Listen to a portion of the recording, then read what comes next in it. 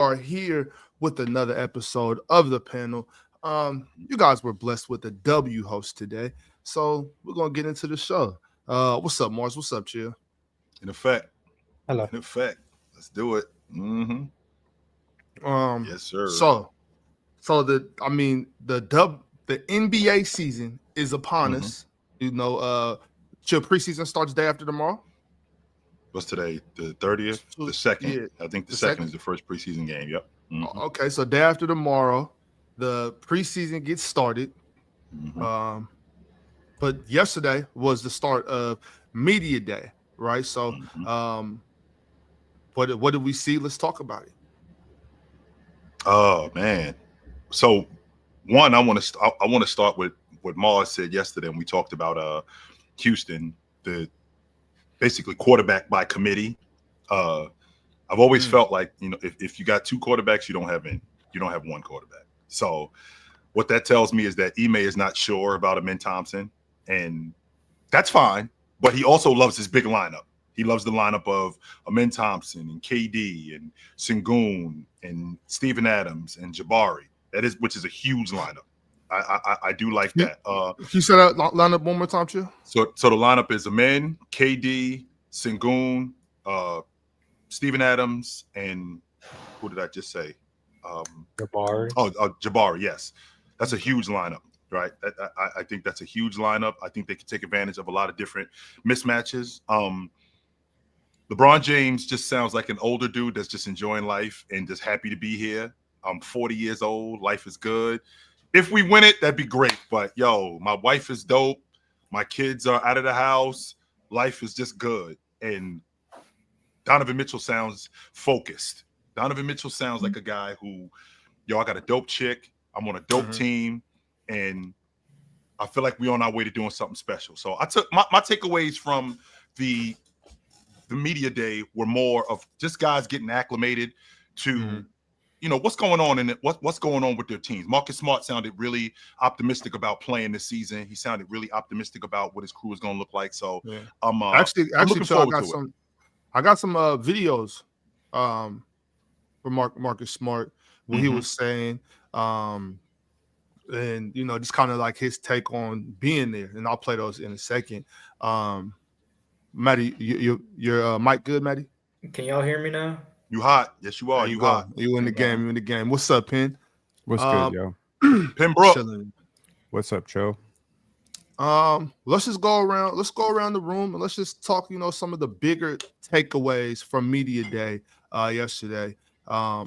Chill. You spoke on Donovan Mitchell and just people getting acclimated. Mars, what did you see yesterday? Media day.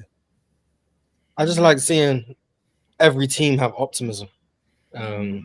Obviously, every team is 0-0, so every team seemingly believes that they all have different goals. Obviously, the Wizards don't have the same goals as the Nuggets, but they're all optimistic in achieving whatever they're setting out to achieve. And I like seeing that optimism, and then seeing how it ages throughout the season. I didn't get to see everything. I tried to watch as much as I could. Wemby has set himself up to have what he believes is going to be an all-time season, the way he was talking about his off-season. So that's going to be exciting. To Chill's point about LeBron, it seems like LeBron is just happy to still be in the NBA at this point. It's still crazy thinking that he's going into year 23. He's quite literally been an all-NBA player my whole life. So just seeing that is quite interesting. And then the Suns, I like everything I've heard from Jordan Ott, their head coach. He seems to be a smart basketball mind. They have Tom Thibodeau involved in some capacity over there. I don't know what he's actually doing, but he's been at the practices. So keeping an eye on that. I did think that was kind of interesting. Like what's Tibbs doing here? What's going on with Tibbs? I did see that. I don't know what capacity he's going to be in, Mars, but I did think that was interesting seeing Tibbs there. I agree. But yeah, the biggest takeaway I had was just optimism around the league. I didn't get to watch the Charlotte Hornets media day, but that's one I want to watch. So after this, I'm going to watch and see what was being said, whether that be from Charles Lee, LaMelo, whoever. I want to see if there's optimism over there in Charlotte because I'm struggling to see it, but maybe they have some optimism. Yeah. I missed that. Where was Tibbs spotted? He's at Suns practices. He was just there. I don't know if he's consulting.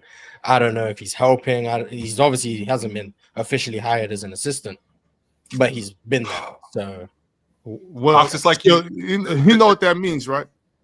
They finished. Jalen Green 50 minutes a game. Yeah, Dylan Brooks. Dylan Brooks and Jalen Green will never touch the bench. I'm talking about 48 minutes of basketball consistent. Sound like an all-league defender to me. That's what it sounds like. I'm here for him, man. Because if he played 48 minutes, he might be able to average 27. Sound like an all-league defender to me. yo, Drench, did you hear Mars was just speaking on the Charlotte Hornets and Coach Charles Lee? Some optimism, maybe. Drenchy in the house. What up, Drenchy? What did Mars say? Mars, bring your ass back over here. What did Mars say? What did Mars say? What up, Drenchy? What up, Drenchy? You know what we got in the house right now? We got 3/4. Oh, you got your squad. We got 3/4 of the dream team on the bottom row. Okay.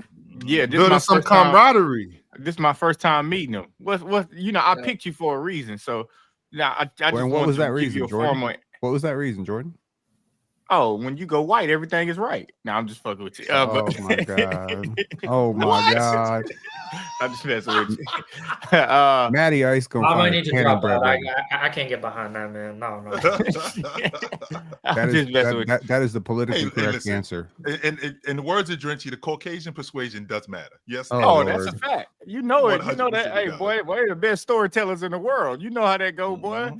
So you know. Yes, sir. You know, I picked him. I mean, I like the way he debated. You know, I check out some of his little social media stuff too. So you know, I'm a talent guy. I look for talent. You know, yeah. I'm on TikTok every day. I look at other people doing some content, and I'll take notes. I like talent. You know, that's Matty Ice ain't the Matty Ice that Mars thought he was on TikTok though. He told me to go look up Matty Ice on TikTok. That dude had like 2 million followers, and he was black. I'm like, I've seen Matty on TikTok before. I can't remember what his account is, but I've seen him. I just can't remember. Well, Matty Ice, can you let the people know where they can find you on all social media platforms? Yeah, NBA NFL posts on TikTok. Still trying to work my way into Instagram, YouTube, but we'll be getting there. We talk about basketball, football. What is it again, Matty Ice? NBA NFL posts. Okay, that's basically Matty Ice. You can understand that wasn't it. Yeah, that's not it. And if anybody doesn't know, we will be kicking off the PCL season 3 on Friday, 7 p.m. Eastern time. It'll be my team against Chill's team. And then after that, we will have Team Drench versus Team Swiper. And then after that, the winning teams will go head to head. So y'all just be ready for that. Please don't miss it. I mean, the PCL is where you can find the best basketball debaters, not on YouTube, but in the world, coming together and having a clash of the Titans. King of the Court style. It's going to be fantastic. Y'all make sure to be there. Definitely be there. Hey, I just want to let you know, Matty Ice, I was already following you. You just was not following me. Oh shit! I ain't have enough motion. Damn. Can my brother get a follow back? I ain't have enough motion, boy. I tell you. Our team chemistry just took a 10% hit. Just hit me up. I got you. No, Nick, now I gotta hit him up for a follow. You see this shit Drench, have your people call his people. Come on.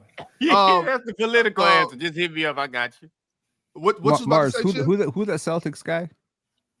That's my man, Jack. That's my man, Jack. Okay. Oh, Jack. Yeah, I would like to take this moment to formally apologize to Matty Ice because when Jordan picked you, I was saying no, because I thought. Yeah, I peeped that actually. I thought you were the other guy. So in case you didn't catch my 2 retractions after, I want to issue a 3rd retraction to you face to face through the screen I was not familiar that Matty Ice was the Matty Ice I remember, which is a ball number. Because I was going to bring that up. Like you said that you need to have at least one free win on your team, and you were talking about me. So. Y'all gonna let the fans do y'all like that? Come on, you can't let team chemistry, man. Damn. Our team. Oh shit, we might actually be the Jailblazers. My bad. Man, Swiper, looks like you might have an easy win if they're arguing. He's definitely not going to have some easy wins because we got bulletin board material now with Swiper. No that little impression did not escape me yesterday. I caught that. I peeped that. Okay. Okay. Right on. But chill. I think you're about to say something about. Go ahead. So I got some news. Chill, Unfortunately, you got a new camera? I do not have a new camera. I just cleaned it. That's all.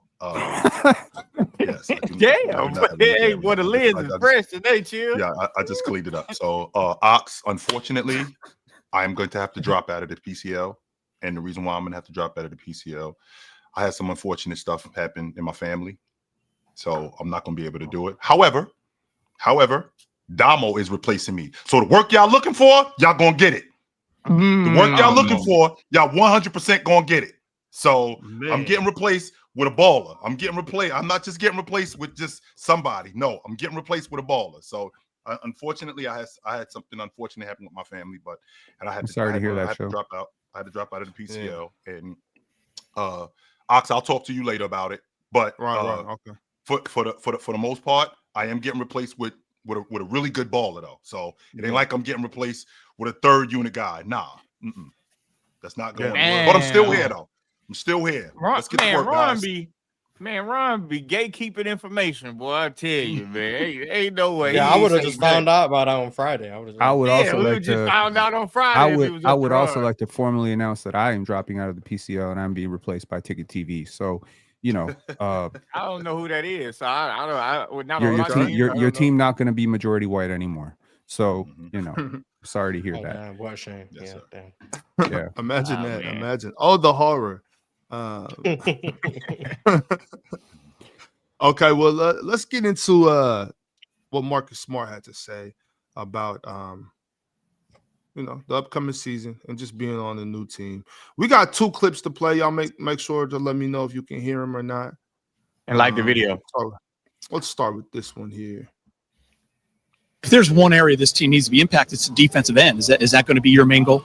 Plain and simple. That's me. That's what I came to do. That's why Luka called me. That's what JJ wants, and like those guys say, to have me on their side. So I'm excited.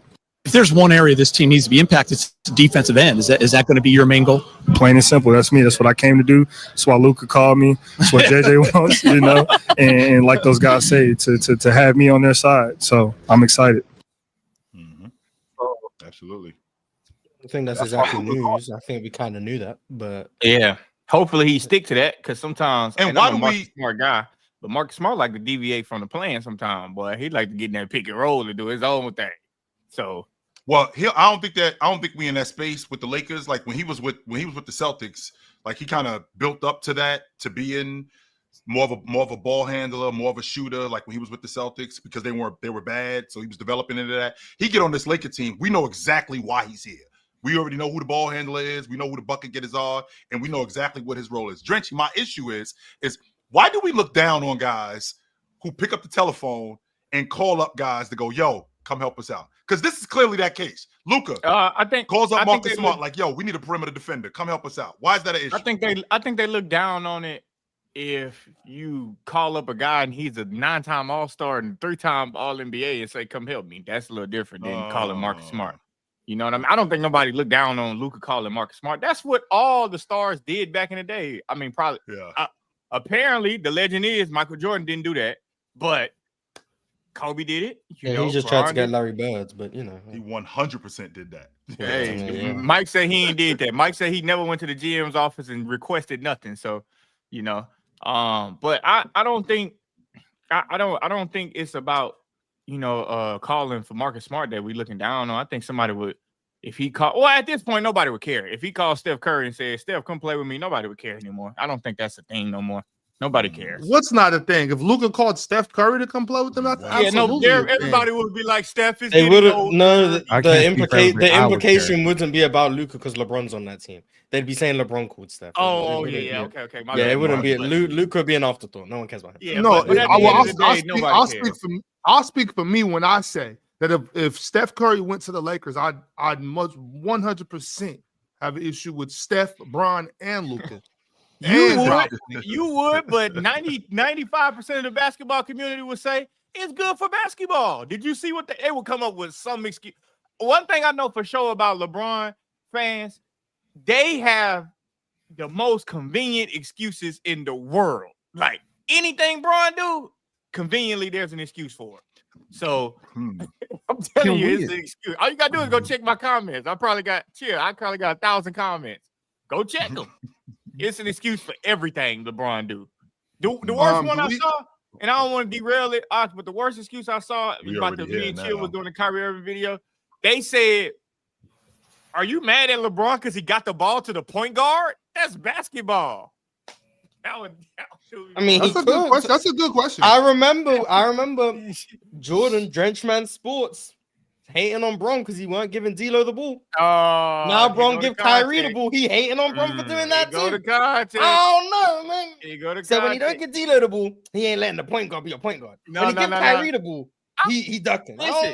Listen. Oh no, that's a contradiction right there. Sounds like you make He's not ducking. Bron He's FC, splitting. I stand with you. Bron FC, I'm standing with you. It's a contradiction for Bron fans because which one do y'all want then? Am I wrong or am I right? Which one? Either way it go, I place. That's what I want to know because we're talking about media day. We can't turn this into a 2 No, hour. we're not doing that. We're not doing We can't turn this into a 2 hour discussion about LeBron. We're not gonna do that, but just let him get it off, and then we're gonna get back to something. Yeah. Go ahead, Drake. I forgot who was hosting. My bad. You good? Since when do we care about Bron? Since when do we care about Bron giving the ball to the point guard? Since we when the point guard's Kyrie, I think that's when we care. When it's convenient. That's the right thing to do. To answer the question, when it's convenient for the narrative. Right. Exactly. When the point when the point guard is just as worthy as having Bron had to play point. That's fine. Yeah, I mean it's different when it's D'Lo and when it's D'Lo or Luka Doncic, or Kyrie. Man, I think we can all see. Bron is superhuman until he's not. Y'all know that. Bron is superhuman until it's convenient to where you say, "Oh, well, they need a point guard. Bron has to play point guard," because you know what they're gonna bring up in the debate. Bron can play 1, 2, 3, 4, 5. He's 6'8", 280 pounds. He the fastest. And then when he does these are all true things though. Those are all facts. Yeah, those are all facts about Bron. Him giving the ball to Kyrie doesn't change that he can play point guard. I don't know what to tell you. He could give the ball to whoever he wants. He can still play point guard. Mars. I think that the context that's missing here is that's not why he gave the ball to Kyrie. That's not why. Well, you should have been at media day and asked Bron why he gave the ball to Kyrie. Right, and I just want to say this: we all saw the Batman.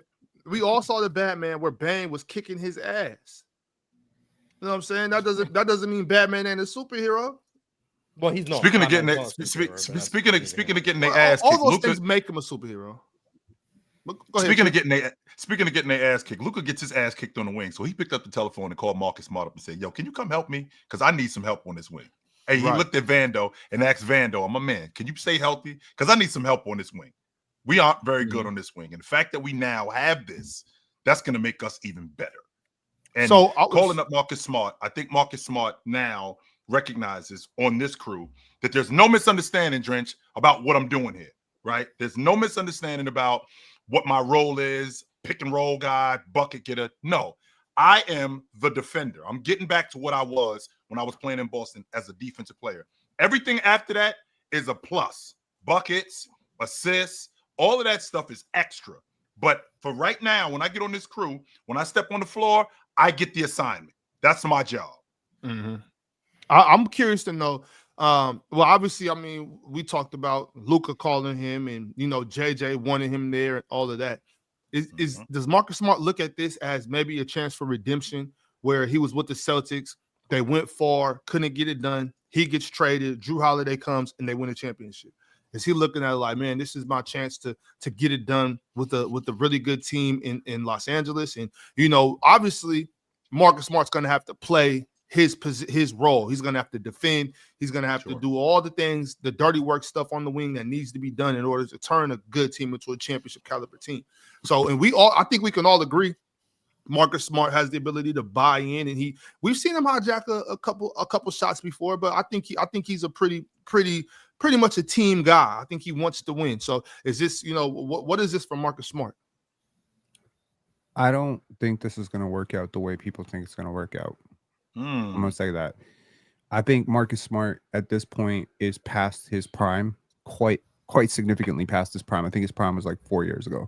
So for me, he's 31 years old. and he's a career 32% shooter with questionable decision making, questionable court mapping, who occasionally gets in his own way. He's also played 54 games over the last 2 years, so he is an injury risk. If you're banking on him to save your defense or save your season, I would wonder what he's going to do to your offense, right? Luka needs shooters. When Luka was successful, he had shooters around him. When they were trying to make him successful, they brought in Klay Thompson. You need to give Luka space. Marcus Smart's man is going to go under on every screen that he is a ball handler. Marcus Smart's defender is going to sag onto LeBron or Luka. You're just letting the defense off the hook because you have two players that cannot be stopped in single coverage. Even Braun at this age cannot be stopped single coverage in most situations. You're making it too easy, is what I'm saying. With Marcus Smart on the court, you're making it too easy. And unlike in Boston, where his defensive impact was so overwhelming, you could overlook some of the shooting and decision-making concerns. I no longer feel that's the case. Ken, I don't think that that's fair, considering why not your point about you being able to overlook that stuff. You can overlook that stuff with Luka. You can overlook that stuff with LeBron James. You can overlook that stuff with DeAndre Ayton because they're gonna have the offense built around those guys. On top of that, to your point, when you're talking about numbers, he shot almost 40% at the long ball line in Washington last season. I know that sounds ridiculous, but he played 10 games. Even still. So, but this is the optimism I'm talking about. So, but I don't think Marcus Smart is a 40% long ball shooter for the season. I don't think he's that good, but I do think that he can be respectable in terms of volume. Marcus Smart's not going to shoot 7-8 threes a game. No, he's not going to do that. But if he's going to play 20, 25 minutes, and if he can come in, he shot 34.8% from three last year. Okay, so 35%. That's still a small sample size because that's bad. 20 games in Memphis. Yeah, it's 35% bad. 35%. No, it's not. 35%. I mean, 35% is very with Marcus bad, Smart. actually. He shot 39% in Washington in 15 games, playing 18 minutes. At what point in NBA history did 35% become very bad? I don't know. I've never heard that, Ox. I'm just looking for specific season. I'm just looking for specific season. Yeah, I've always thought 35% has been respectable. That's what I thought. Here's the thing. I don't care about makes or misses. Somebody asked me a question on my live yesterday. Does it matter to you if, this center takes 2 threes a game? If they can hit 2 threes a game, I'm like, how does that change anything? It doesn't change anything. The question is not. Whoa, Mars! Didn't we just have this conversation? Yeah, we literally just had. Literally said the exact same thing about Zion. He was on the other side. We had a 20-minute argument about. Then I guess maybe your mind changed. I don't know. Maybe your mind changed. Me? Yes, you. Yes, we had a 20-minute argument about this a couple of days ago, Penn, about Zion. You were on the exact opposite side of this. Because I was at I literally said. Well, everyone's opinion can change. I'm not holding you to that opinion, but if your opinion has changed, then go for it. Okay. Because I literally said, Penn, I literally said that how much more effective would Zion be if he was able to knock down a shot? If he was not able to consistently knock down a shot, not a bunch of shots, but a shot. I can depend on him to knock that down. You wasn't trying to hear it. You didn't think it affected their offense at all. But I'm still on the same side. No. I was on the let's recall. This was last week when we did the 25 and under. That's I had correct. Zion at number 3. I remember that. We was talking about Zion's game, his improvements, and I said I don't care if Zion develops an outside shot because Zion shooting 2-3 threes a game at 35% doesn't change anything for Zion. Yes, I agree. I still agree with that. And Chill was okay, cool. I'm just remembering the conversation for everyone. And Chill and Penn were very adamantly against me on that side of the argument. But now it appears, from my perspective, you're saying the exact same thing. No, I'm not. I said about Zion. Because Zion's not a role player. Zion's not a Okay. role player. Zion has the basketball. When you're a primary initiator or a secondary initiator, it really does matter to me if you have the basketball that you are a pull-up threat and a threat to score from that area because it expands the pickup point at which I have to pick you up. It expands pick and roll coverages. Zion will handle pick and roll a little bit. With Luka, Austin Reeves, and LeBron, you are now Dorian Finney-Smith, except unlike Dorian Finney-Smith, you can't shoot. So you are just letting the defense off. It's a completely different equation. The question that was asked to me in my live was about Jakob Poeltl. Jakob Poeltl is not Scotty Barnes. He's not Brandon Ingram. He's not going to have the basketball dribbling up the court, so it doesn't really matter. The question becomes, at how efficient of a three-point shooter do you have to be at what volume before the defense will actually register that you are a threat to score? Before you know, and But that's Penn, Marcus Smart isn't he's not, I don't know, Andre Roberson on the floor. He's not going to be a guy that's just completely out the way. You have to respect him knocking down an open shot. I'm not saying that he's a knockdown shooter league neither. Average offense? What is league average offense in terms of points per 100 possessions?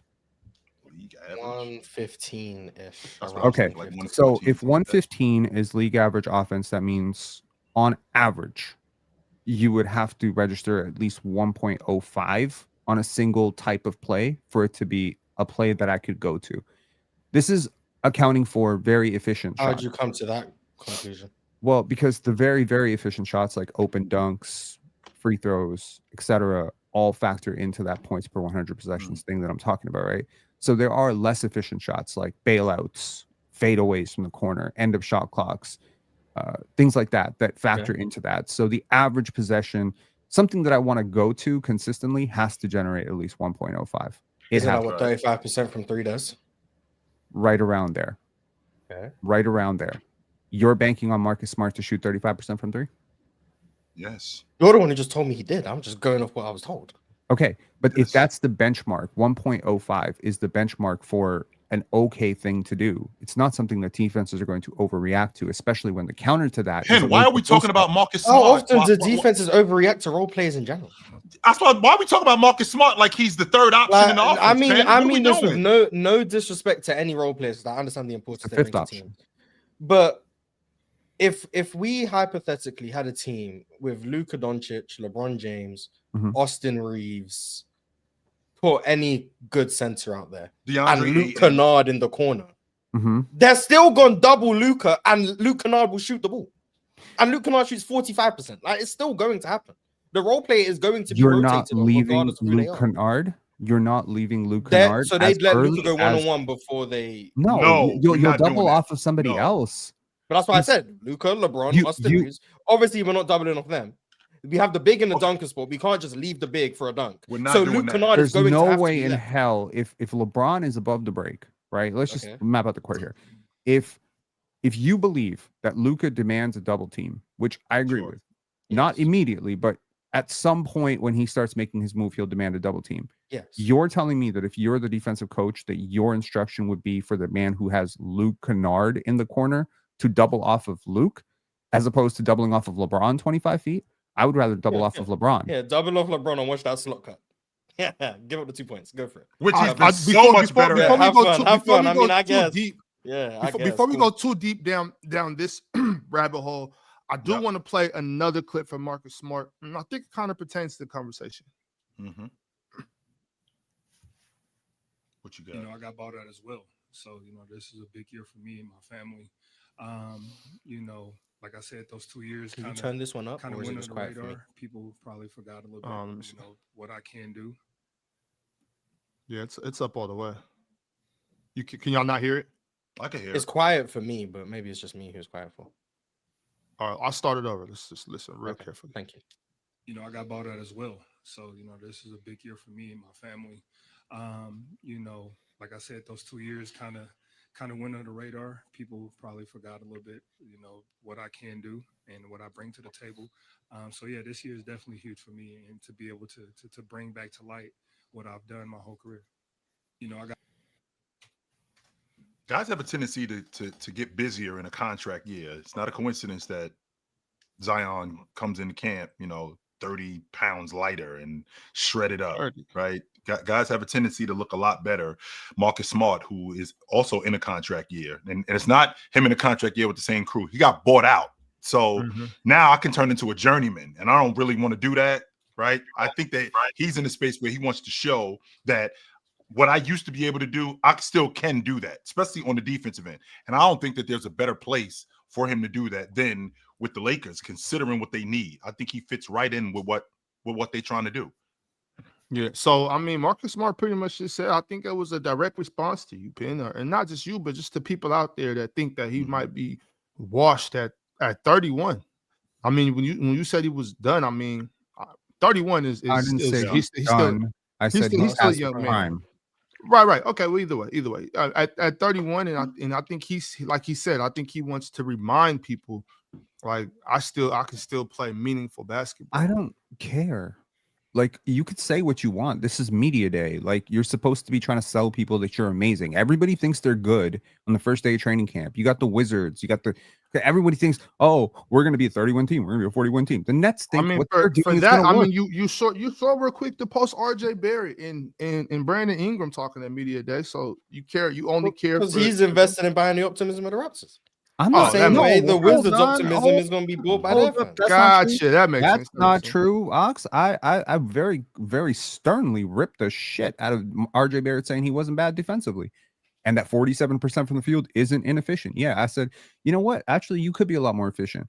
63% from the free throw line could be hella more efficient. So yeah, I don't like people like lying to the people on media day. Like you could have your own. You got to have a certain amount of confidence. I don't expect Marcus Smart to come out and be like, "Yo, by the way, I'm kind of washed, and I was a lot better 3 years ago. Don't expect that shit from me." No, you got to have a certain amount of optimism. But just because you got optimism doesn't mean your legs are going to move as fast. Doesn't mean you stay healthy. I mean, there's a reason he's been getting injured as often as he is. There's also a reason that the Celtics moved off of him and won a championship, right? But it also they got Drew Holiday. There's a lot of context behind that. Sure. It's a lot of and Kristaps Porzingis. But Drew Holiday can shoot. Yeah. And Drew Holiday's a great defender. And Drew Holiday also isn't a numbskull when it comes to decision. He's better than Marcus Smart. He was better he's for way what better. they was doing. He's What been does better his whole career. Drew Holiday shoot from three? Also, He wasn't great. Yeah, he wasn't The great. year last before when they won, he was like 40. He wasn't a great shooter last year, but the year that we won the finals, he was like the best corner shooter in the NBA. Last year, he actually shot 35%. So, do that. Well, I think we can all agree that Drew He's a Holiday's career better than 37% shooter. I personally think Drew Holiday is better than Marcus Smart. I don't know about y'all. What I was trying to think say he is was too. once you develop a reputation as a non-shooter, it takes a really long time of you being a good shooter on volume. Sorry, what am I hearing? I'm hearing some like I don't know feedback or something. Somebody I playing hear it too. I'm gonna blame Jordan for it because Someone's got YouTube open because I'm hearing myself. It's fixed now. Go ahead, Pin. It's fixed now. So Why y'all gonna blame me? See? Yeah, because I wanted to. Okay. So yeah. So I fixed I'm my just saying- internet. That's all I did. I'm a handyman. So before you are respected as a shooter, which is to say, like, you know, the question we were having about Luke Kennard versus LeBron. Yeah, LeBron is a much better 3-point shooter today. Luke Kennard is a 44% 3-point shooter on his career. You're not leaving Luke Kennard. Okay. They will leave Luke Kennard. They're not going to leave Luke Kennard, bro. How did Luke Kennard get open shots last year? So no one left him, but he gets open shots. How did that happen? I'm assuming it's Matty's, Mike. Yeah, I think that's Matty. Damn, man. But how did Luke Kennard get open shots last year? Because, in your opinion, because no one leaves him. So how does he get open? And I can tell you how before you answer that question, Penn, I can tell you how he didn't get open shots. He didn't get open shots because he was creating open shots with the basketball. He wasn't doing that. That wasn't going on. Do you have the analytics, Mars, on how often he was open last year? If you want to pull that up, like, I mean, we can. In fact, Mars actually doesn't have to pull it up because Mars has said to us numerous times, like Buddy Hield, Luke Kennard will not shoot unless he's open. That's the only time he will shoot. He won't shoot unless he's open. So a lot of times when he was shooting the basketball, he was shooting the basketball on drawing kick. Per B-Ball Index, shout out to them. Luke Kennard average was in the 81st percentile in openness in the half court, which is very high. A- grade if you care about that. So that means two things. He ranks 107 out of 566 players, so relatively high, top 20 percentile. So that means two things, Penn. One, they was running action for him because that's what I'm doing on the floor. I'm not a defender. I'm not a rebounder. I'm not a one-on-one guy. I'm coming on the floor, and they running action for me to get shots. That's how I'm getting open. That's number one. Number two, it's draw and kick. So when Ja's getting downhill, when he was in Memphis, when Ja was getting downhill, the defense was collapsing. And the defense was collapsing off who, Mars? So I'll make sure I'm clear. Mr. Kennard. Yes, they were, which would make Kennard wide open. That's how he's getting open shots. He might be getting open in transition. He might be getting open. But that's why I use half court openness. That's why I use half court openness. But the exact play that I'm talking about is a half court play where we're talking about a Luka mid post. Numbers don't lie, man. I'm telling you, I didn't even know the numbers. They just happen to I'm not sure what you're saying that people would do. I'm telling you what I would do if I'm a coach.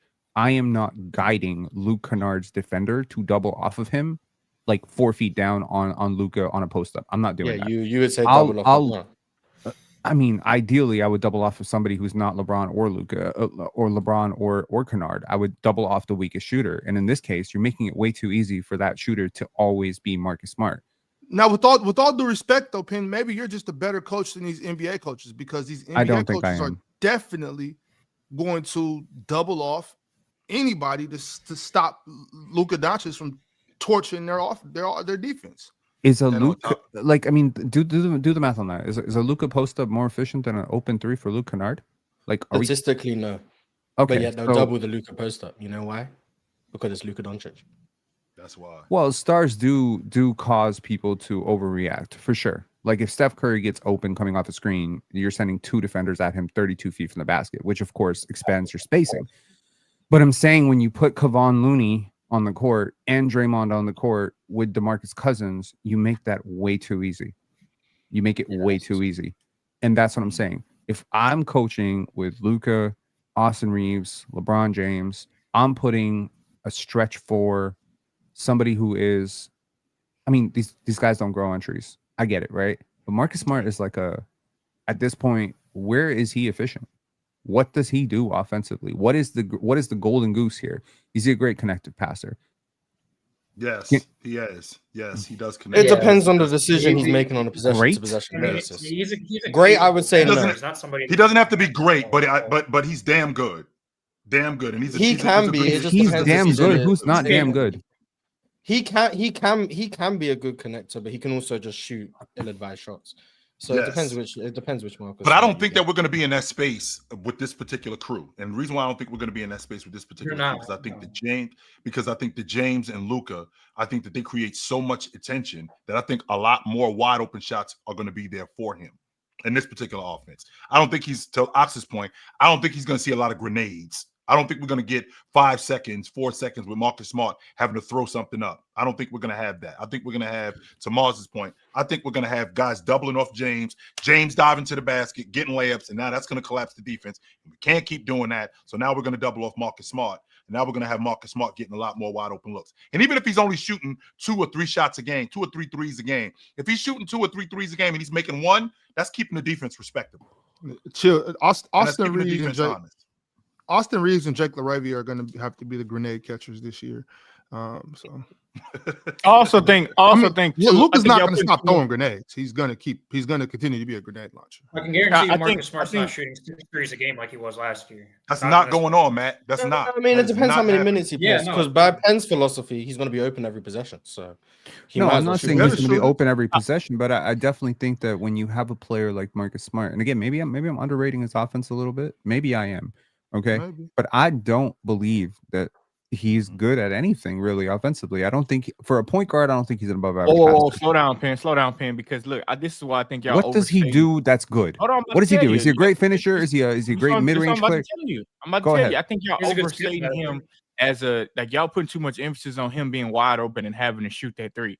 Marcus Smart is a serviceable playmaker as well too. He don't necessarily have to keep shooting, and if he's missing, he can catch the ball, drive off the line, and make plays. Like he doesn't necessarily have to shoot it. Stop. Oh my God. Marcus Smart is a good playmaker. We're just lying to people. We just lie. It's not even noon yet, man. Lying about what? You said Jaden McDaniels couldn't attack a closeout, so I don't know. I said Jaden McDaniels. You don't think? When? Hold on. You don't think? Oh my God! Sorry. I'm here. I heard Jaden Ivey. I was like, what? Yes, I did. I did say that. But you don't think Marcus Smart is a good playmaker? Well, I think he's solid. I think he's okay. I think it's cool. Yeah, that's what I'm saying. He's going to use Jordan's favorite word as a tertiary. Oh my God. He's not. I think he can. Also, just going through Marcus Smart's recent years, even going back to Boston, his shots are 50-50 in terms of whether they're contested or not. So he's not just being left wide open. It's like every year his catch and shoot shots is relatively 50-50. Do you not think getting open is a skill? You're talking about he's a spot up guy, not a creator. I'm talking about his catch and shoot. Spot up guy either though, but they're pretty much 50-50 on whether or not they're guarded or unguarded per synergy. So shout out to synergy. So teams either are choosing to close out to him, or they aren't helping to the degree that you're saying they are. Or he's driving into defenders, which is also happening. I'm talking about catch and shoot. I said catch and shoot. I'm like every cop out you're trying to get with these numbers, I'm adjusting them. That's why I used half court efficiency, half court openness for Luke Kennard, so you couldn't use transition, and I'm using catch and shoot numbers for Marcus Smart, so you can't bring up anything other than his ability to catch and shoot the ball. His catch and shoots are pretty much 50-50, 45-55, sometimes 52 open, 48 guarded. Like, it's really 50-50 in terms of whether or not he's being contested. It's been that way for like this decade. Like the can you say 50-50 is an accurate reflection of any good shooter in the NBA? When I looked at Luke Kennard's numbers, they were 50-50. Nobody's trying to convince anybody. I don't think. I'm pretty sure nobody up here is trying to convince anybody that Marcus. Oh, you ain't gonna tell me the numbers don't always tell the truth, but I'm speaking your language. Right? But you're not speaking my language. That's why we disagree. But we can all agree that Marcus Smart isn't here to shoot the ball, right? He's here to play defense. Marcus Smart is here to play defense, right? But with that, and he said that. Yeah, but with that being said, he's not to the level, because I know a lot of y'all believe Vando is unplayable on the offensive end. Marcus Smart is absolutely not unplayable on the offensive end. So therefore, his defensive impact should be felt. So I don't think we have to dig too deep into what he can't do on the offensive end. I think we can all agree. Yeah. What I'm trying to say is there's a level of defensive impact player you need to be for you to be below average offensively and be a starter or anything close to playing starter level minutes. There's a bar. What's the difference between Lou Dort and Marcus Smart? Lou Dort hits 40% of his threes. That's one. Yes. Two, Lou Dort is at this stage is a much better defender. That's two. Lou Dort is healthy, and frankly, I think that matters. Lou Dort is very limited. Lou Dort can't attack a closeout. Lou Dort is also a below average passer. I get all of that. Yeah, Marcus Smart can attack a closeout. Yeah, I could argue Marcus Smart's a better offensive player than Lou Dort. Yeah, that's why I don't get what you're getting at when it comes down to Marcus. Because Lou Dort. But if Lou Dort if Lou Dort takes 3 steps back defensively, I don't think he's a starter in the NBA. 3 steps back? You think Marcus Smart is taking 3 steps back? You think he's that far? Because 31 years old is not old. I'm in my prime. I don't even know how y'all come up with that for a guy that barely played the last 2 years. I think he's still really good on defense. From what I saw, he barely played I still think he's good on defense. Yes. I still think he's really good on. Now, is he defensive player of the year, Marcus Smart? I'm not going that far. I don't think he was ever defensive player of the year, but that's a different conversation. But I still at that level, I still think he could be one of the better defensive guards in the league. I still think he can do that. So yes, even still, going off of the recent sample that you saw from him, like he's still like a top 10, 12-ish guard defender in the league. I agree. He can be top up there. 10, 12. He probably higher than that. Yeah, that feels accurate. Like, obviously you got Caruso, Chris Dunn, Dyson. Are we counting Jalen Suggs based on he didn't? I'm gonna run down some guard. So I'm gonna run down some guard names. Amen, Asar, if we count them as guards. So Dyson Daniels, Lou Dort, Amen Thompson, Marcus Smart, Davion. I'll put Davion in there.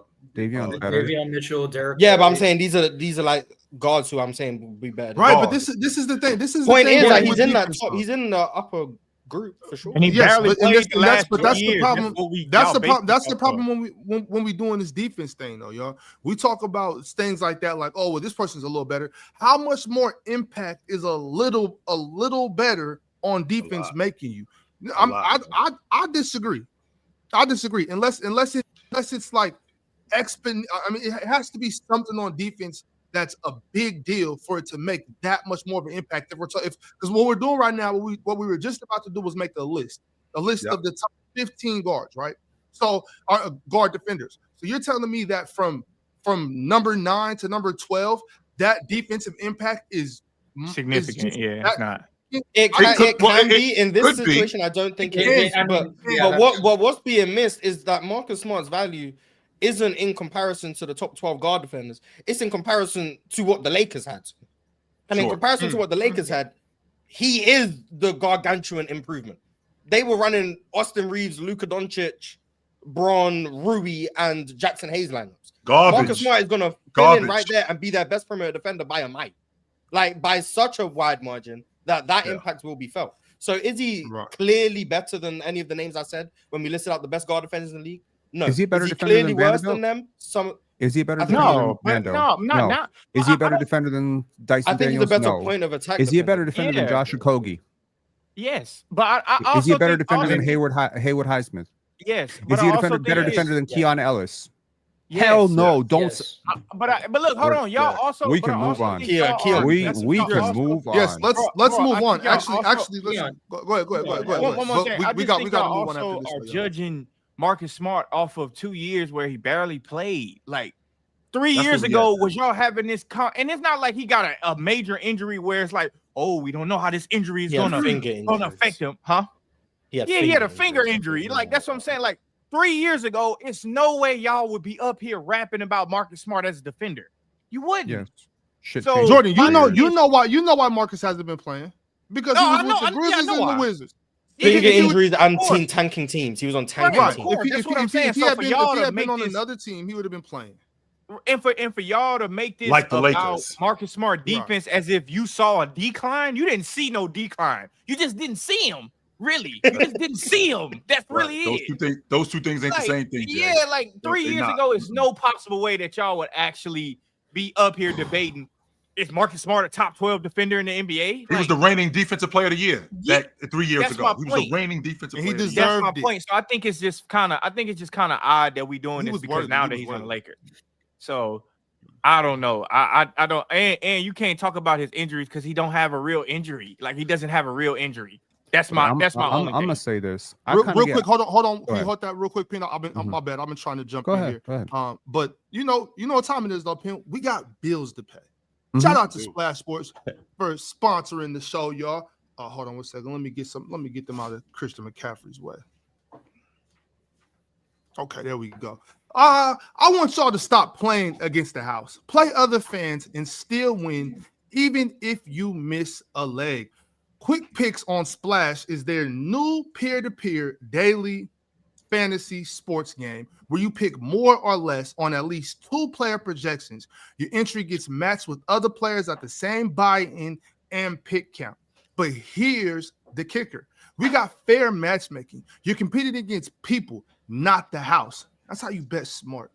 More strategy. A diverse range of lines means you can find multiple ways to outsmart other players.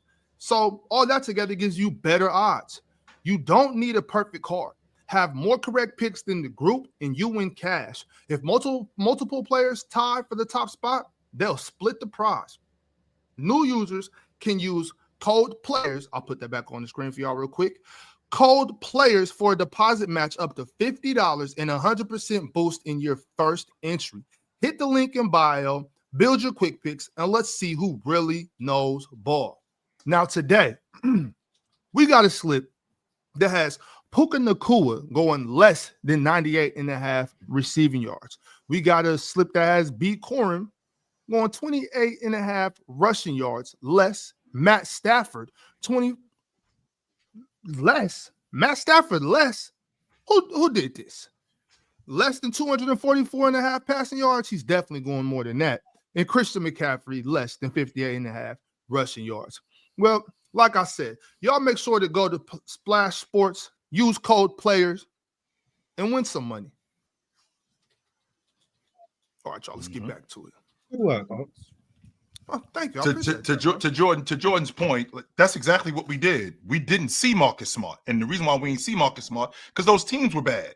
And when a team buys you out, they eat your deal. That tells me that they have no plans with you in the future. That doesn't mean that you can't play. You just ain't playing for them. That's all that is. So with you not playing for them, him getting on that Laker team, they obviously got plans for him. And I think we're gonna see something way different with Marcus Smart. Now, Penn, I can understand where you are with him as a shooter, but again, back to my original point about what he was doing these last 2 years, he wasn't playing much. Chill. So it's not just him as a shooter. It's him as an offensive player. He's not a good rim finisher. He is not a good decision maker. He doesn't read the court well. That's not true. He does read the court well. That's not. Man, where are you getting Well, that? I You know what? agree with the 2-point scoring. I don't think he's a good inside. Okay, I'm not going to argue that. I don't point. think He's one of the I don't think worst he's good at that. paint He don't have to be good at finishers. that on the He's- Lakers, Okay. though. But Oh no, Yes, I agree you with that too. do. I agree with that too. What Why is would he the have to be good value at of that a on the Lakers? post up? What is the value of a jumbo wing creator? What is the value of Luka at the nail? Enlighten us. It's a pass back to the open stretch big if there is one on the team. It's a clear double down from the low man, which opens up driving lanes, cutting angles behind the defense, i.e. the Derek, Lively lobs and all that stuff. I need players who can do two things with Luka. If you're a third, fourth, fifth option with Luka, I need you to be a good finisher in the paint. I need you to be a vertical lob threat. I need you to be a good corner shooter. Who is he running with like and that? I need you to be a Who's he relatively ever running with intelligent like that? basketball No, man, player. we ain't doing that. Okay, so Marcus Smart, who had I think he had like a 3 or 4 year stretch where he was almost a 6 assist game guy, and on like 1 or 2 turnovers. So he was real good. Yeah. He had like a 3-4. Yeah, he had like a 3-4 year. I don't get where Penn is getting like it from. 6 All of Marcus Smart's life, he's been a good playmaker. No, he's not. All of his life, he's been a good playmaker. Cool. And he's always been good at taking care of the ball. Always been good at taking care of the ball. Always been smart with the basketball. I don't get where he's always been good at that. Mars's issue has always been his shot selection. And he has definitely had some I would agree. Shot selection. It is possible it is possible to not turn the ball over a lot because you simply do not see the things that you need to be seeing as a lead initiator. You don't even try the things. Just because Trae Young turns the ball over a lot, or Luka turns, he's not going to be doing that on the Lakers. And what do you mean he don't turn it over because he don't see the things that he's supposed to see? He see that he's not trying the things like as a playmaker or a passer. He's not dynamic enough as a scorer to even generate the type of gravity as a scorer to open up passing lanes. Yeah, but we don't need him to do that. You don't need Marcus Smart to be an A1 playmaker. He's a all he's got to do is catch the ball on the wing of Luka and LeBron's gravity, and if they rotate to him, swing to the corner. That's all he has to do. Guys, I'm sorry. Real quick. Go ahead. We're going in circles about Marcus Smart. We are. Let's get to the super chats. It is that time of the show. We've been here for 50 minutes, so the next 10 minutes we're going to read super chats, and then we're going to talk about some more media day from yesterday. Let's get into these super chats though, real quick, y'all. We got a super chat from none other than our L host, PC Ron. Update. How you been doing? Update. There we go. I regret to inform you that Damo can't participate. In light of that, to keep Chill's team game plan intact and keep Chill's Tatum agendas alive, we've called in Jack Cody. Go Celtics. W reinforcements. W Maddie. I hope that's true. I really hope that's true too. I do not feel like getting cooked by my main man Jack Cody. I don't know about y'all. I love Jack. That's my dude. I do too. That's a Jack.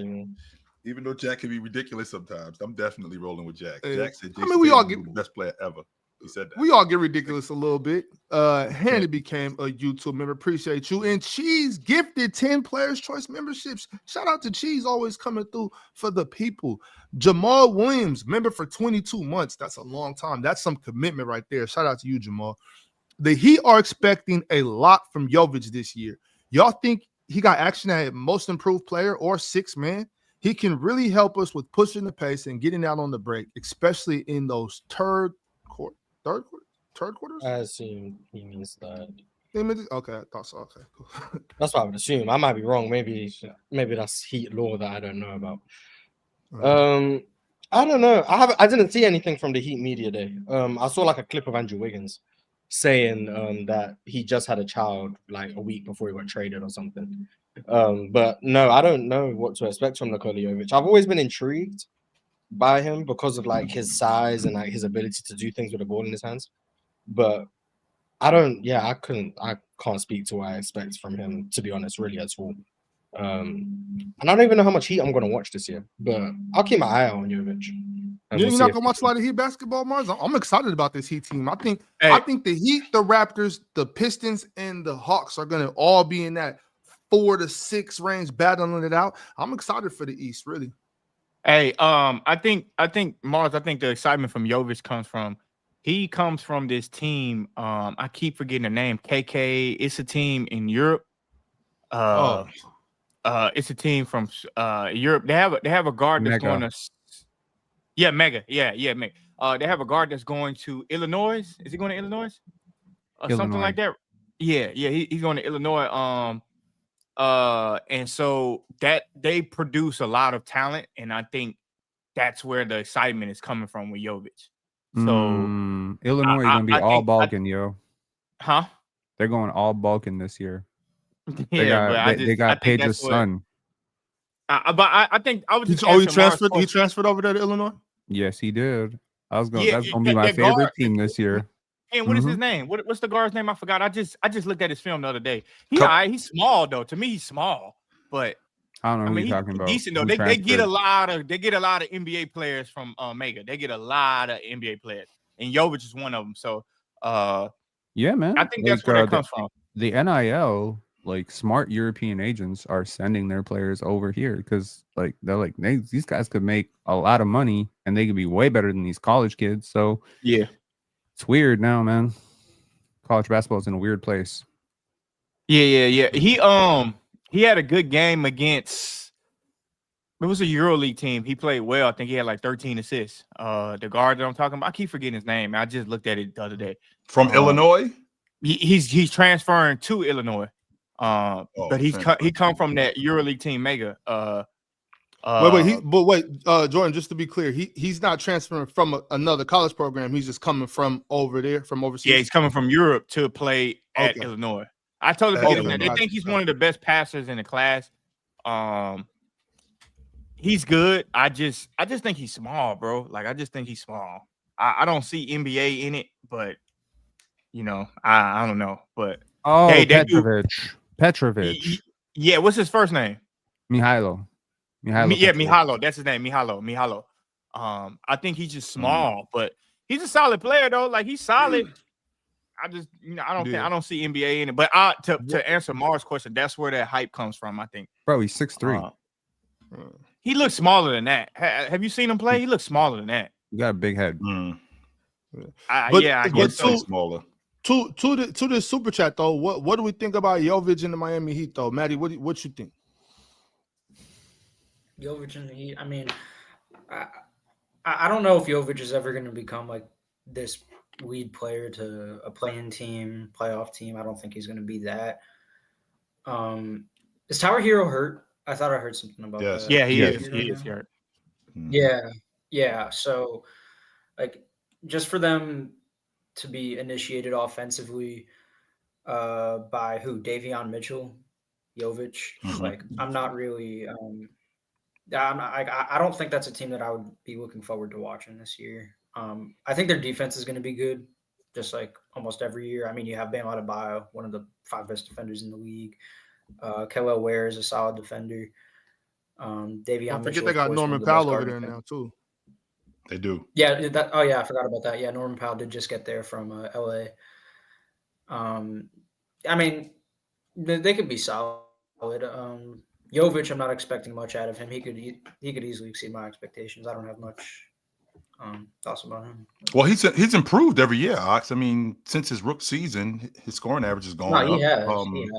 And I think that this season playing in it, and you already know how I feel about playing in the Eurobasket tournament. These guys, how much better they get when they come from playing, whether it's in Olympics or in the FIBA World Championships, to moving over to the NBA season when they transition. I mean, a lot of these guys, they end up having really good seasons. And I think it wasn't a coincidence that Coach Spo was over in Europe watching him. And I think he's going to implement a lot of the stuff that they were doing over there with him. I think that he's a solid long ball shooter.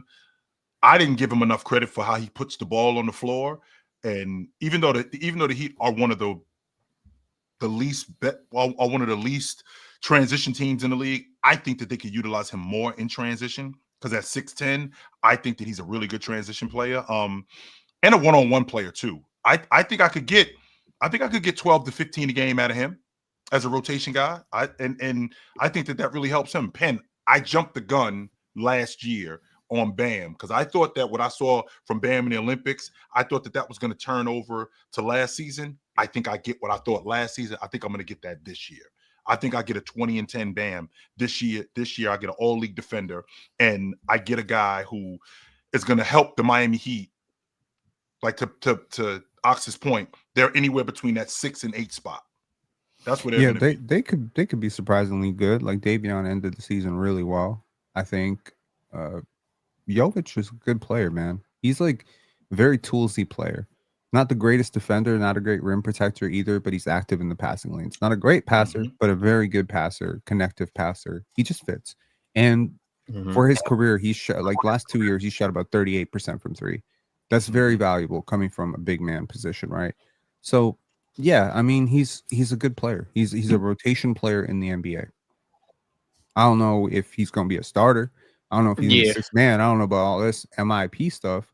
But yeah, I mean, he's in that age range where you could be MIP. Shit, like he comes off the bench. If he averages like 13, 14 points per game and they're a good team, sure, win MIP. Well, the 10 that he averaged last year, if that 10 went to 15, 16, we definitely having a conversation about him being in the MIP this season coming up. No doubt about that. But I still think that they're a point guard away, even if Tyler Hero was healthy. I don't hate their route. I don't hate their four guys. With Hero at the 2, Wiggins at the 3, Bam at the 4, and Khalil at the 5. I think they're a league all the way from really challenging in the Eastern Conference. I don't hate that. They absolutely have a lot of talent over there in Miami. They have a good team. They have one of the best coaches in the NBA still. So they're going to be competitive this year, no doubt. I'm not saying they're championship contenders, but you're not going to have a good game. You're not going to want to see Miami. That's all I'm saying. Chill. What if I told you?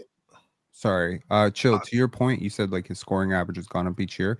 This is why I think that per possession stuff is really important because it weeds out all the increased touches, increased minutes stuff.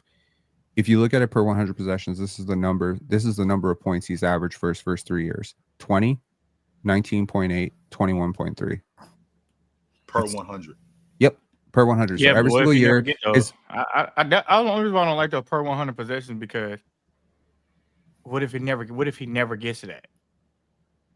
Well, no one plays 100 possessions. So. Exactly. Well, that's my point. Like it's a hypothetical stat. Oh my god! Yeah, Jordan. it's very hypothetical. Yeah, hypothetical stat. Because it only trends. It only trends the way it's going. Like it only trends the way it's going. There's no deviating from good or bad. I need to start day drinking, Jordan? If you go onto a highway, if you go onto a highway and drive 80 miles per hour for 20 minutes, is it a hypothetical that you drove 80 miles per hour, or is that just a rate?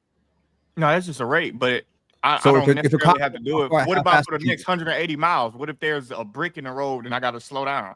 Oh, Lord. Okay, so my point really is the idea that a guy who has pretty much been averaging 20 points per 100 possessions, we just go skip over that part.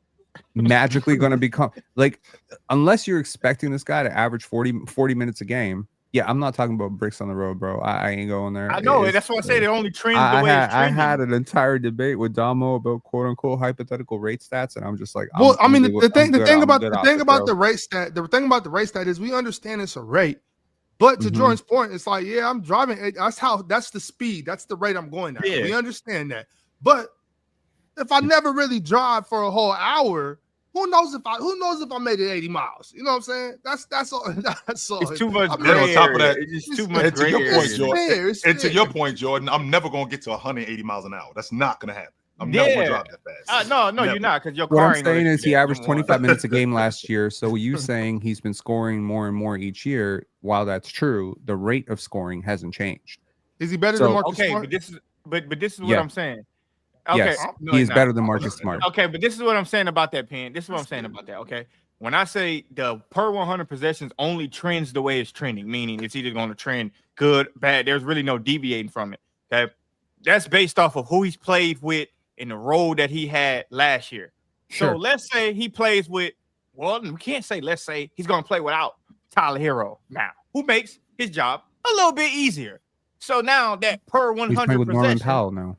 Just let him finish, Pink, because we stuck on the same super chat, bro. Let's now he's playing with down that per 100 possessions is a little bit different because his responsibility kind of changes a little bit. The floor kind of shrinks a little bit. There's factors that matter into this per 100 possessions thing that the stat can't track, and that's why I'm saying it's not really a great indicator. Like, to me, it's not, because it's just it's hypothetical. That's really what it is. It's hypothetical on if the trend is going good or bad. There's no deviating from that. There's nothing that stops it. That's all I'm saying. That's why I don't really like it.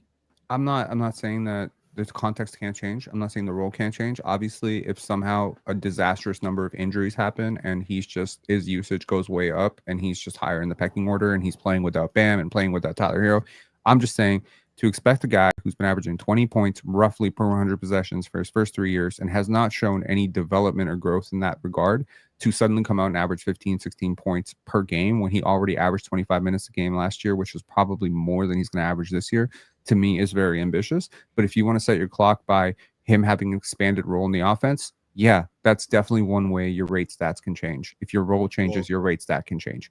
But I'm saying that his role has expanded and his rate stat hasn't changed. He's been passing more per 100 possessions. So he's been doing a little bit more playmaking with those. Yeah, but you just said he's been on the floor with Bam, Tyler Hero. They lost Jimmy Butler last year, which should open up a tremendous amount of offense for anyone who plays the 3-4 in Miami, and his scoring rate didn't change. That's what I'm trying to tell you. But to Jordan's point, they're losing Tyler Hero for like 2 months. So with them losing Tyler Hero for 2 months, now we're going to have a different look in terms of offensively. Yeah, I just don't think the distribution is going to be like, hey, Nikola Jovic, hey, we got 20 shots open. We're giving you 6 of them. I don't think that's going to happen. I think it's going to be more Bam, more Norman Powell. I would probably say, playing with Davion Mitchell is going to hurt him a little bit because Davion not really that respected. But if Davion can keep shooting, that might help him. So we'll see. Quick side note, Davion's actually a pretty good passer. Yeah, maybe playing with Jovic is going to hurt Davion. Quick side note, Oxy, because you talk about one of the best coaches in the league. You know how many coach of the years Coach Spo has? This many. 0, as in none. When is he? That's okay. Accolades don't really matter as far as coach of the year goes. They usually give it to a team. He has not. They usually give it to a team that was weak last year, and then they did better this year. So all of a sudden, the coach is coach of the year. We know how that goes, but we know the truth. Spo is the GOAT. MTHJ301 takeaways. Giannis is out of there. Suns defense might be elite. Hornets, Jazz are ass. Pelicans trying to shock the West. Warriors elite if healthy. Tatum back if Celtics in the playoff. Wemby on his Batman arc. I do think it's interesting with that Giannis thing. These dudes want Giannis out of Milwaukee so bad. Giannis been out of Milwaukee for 7 years. At least 5 years, Mars. At least 5 years he's been out of there. Every year.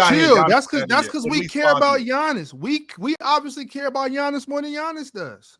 No. Yeah, that's funny with Giannis. I don't think about that. But I will say, I ain't gonna lie, I'm very excited about this Suns team. I'm just telling y'all the truth. I've been real excited about them.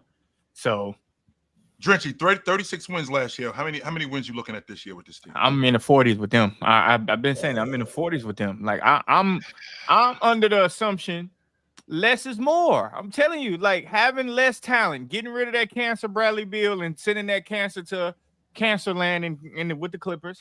Right where he belongs. Over there with the Clippers, ruining locker rooms and all that stuff. The curse is the curse.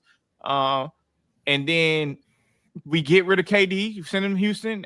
Good or bad for Devin Booker. I think KD was good for the Suns, but I think Devin Booker needs his team. Like Devin Booker was on a trajectory even when Chris Paul came and kind of leveled him up. But Devin Booker has been through, having a vet lead him. Like, okay, the vet takes you here. He's the vet now.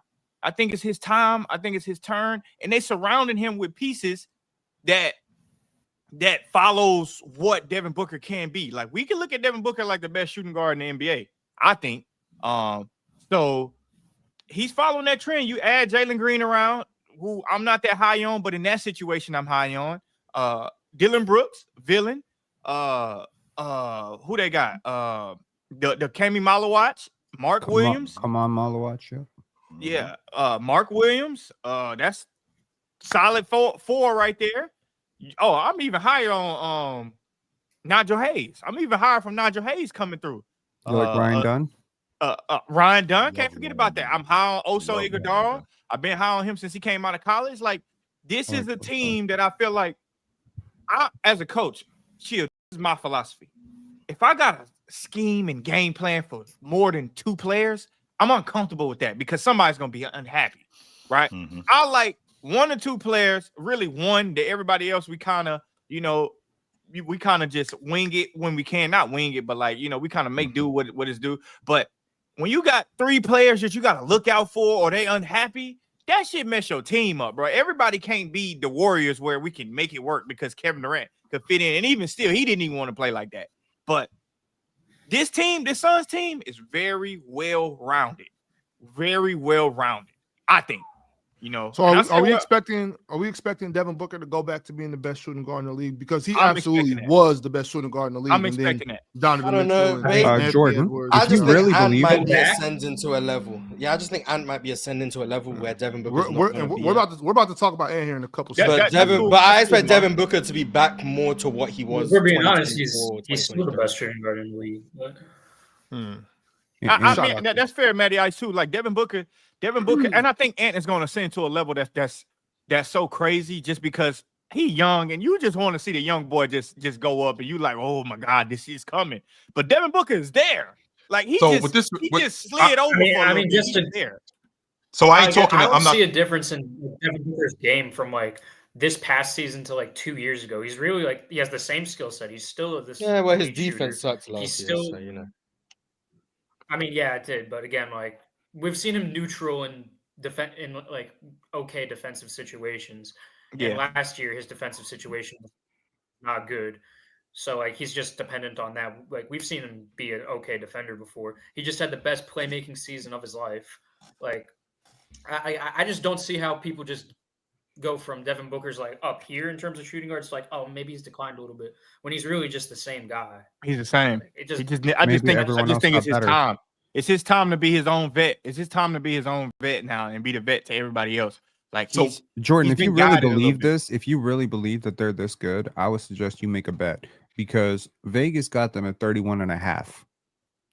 31.5 is the over under. I would take them I would- more on that. I I wouldn't would go definitely take them 40s more like on that Jordan, but easily. I could see them around where they were last year, Because 36 wins. the difference between 31.5 and what you're saying, 40s, if you're right and Vegas is wrong, you can make a killing.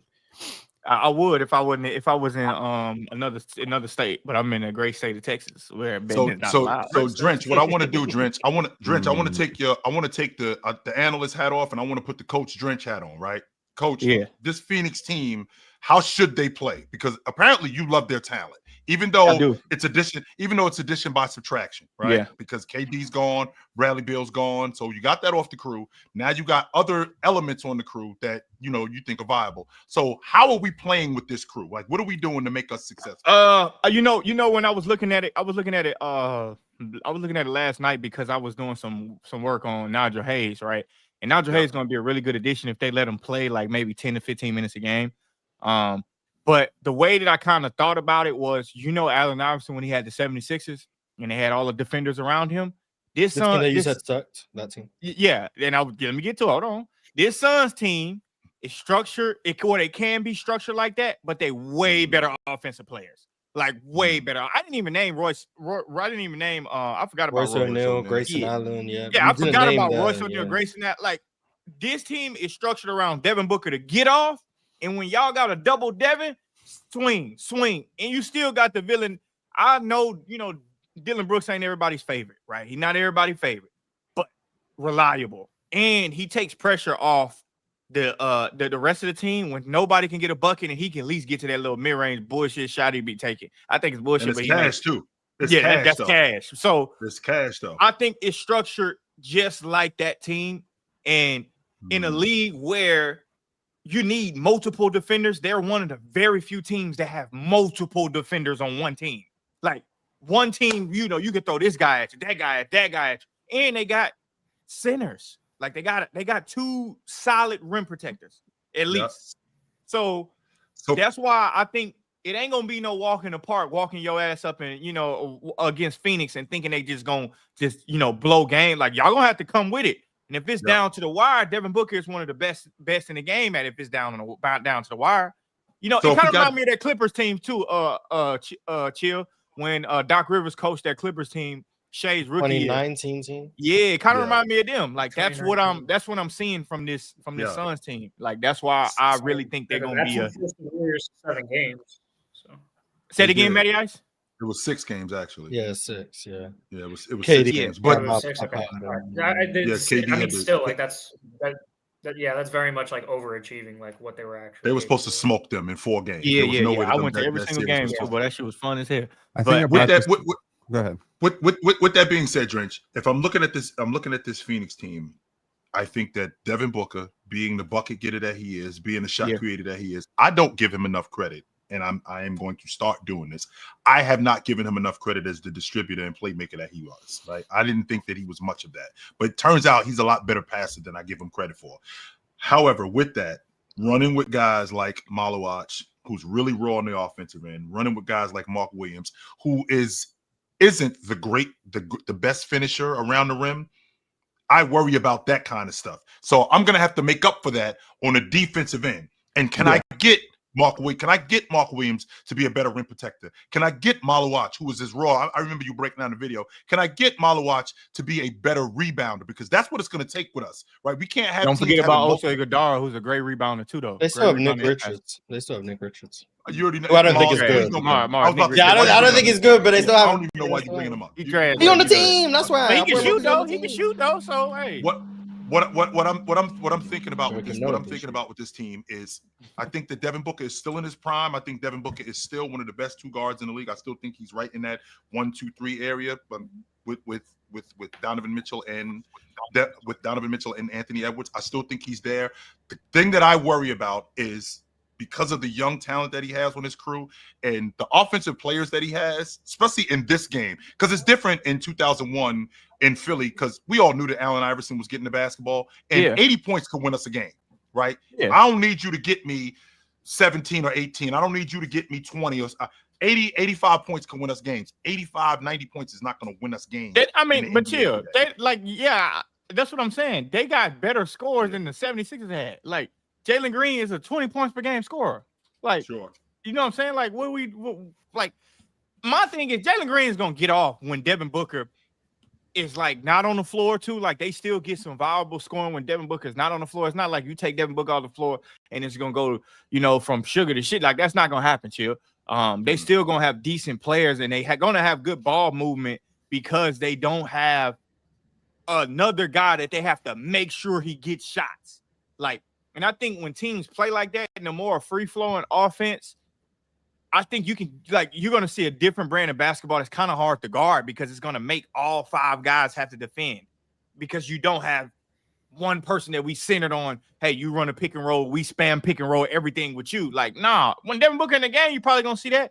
But what about when he's not in the game and they got so many decent role players? Like, how many teams have as many defenders as them and shooters? Defenders and shooters. Like, so that's essentially going to be that. That's going to be their mantra. Is what you're saying? Because it sounded to me like that's going to be their mantra. They're going to be a defensive-minded team that can score in bunches. That can shoot the 3 ball well too. Okay. Like that can shoot the 3 ball well. We gonna see. How many guys you got? How many guys you think? How many guys you think can do that? Like how many teams is like, in particular, the Phoenix Suns? I think they're a very different team compared to the NBA because it's not a lot of teams that's like them. It's just not like that with that roster type. It's not, and I just think it's time for Devin Booker to grow up and be the vet now. Like he got to be the vet to Jalen Green. He got to make Jalen Green increase his level to be a top 10 shooting guard in the NBA. Right.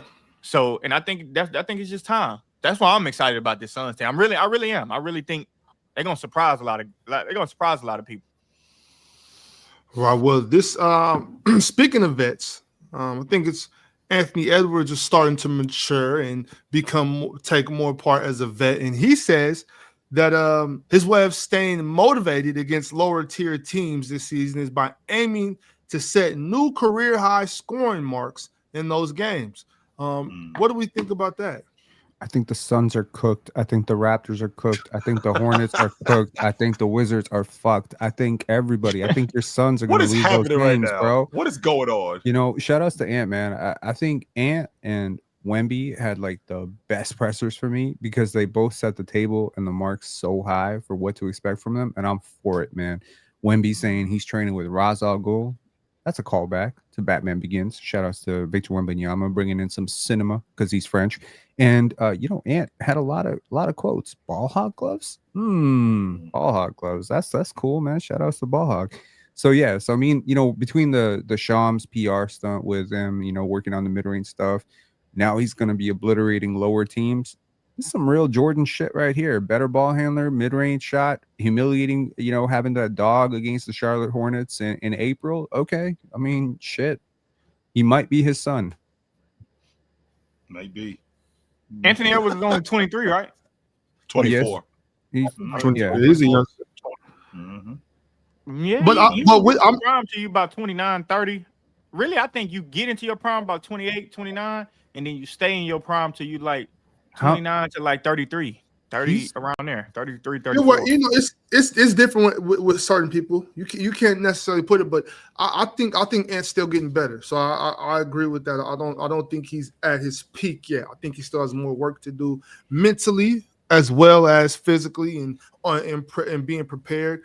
But I'm not mad at Ant for having this mindset. I know it might rub some people the wrong way, where it's like, oh, so when you play late, you're just gonna try to fill up the buckets.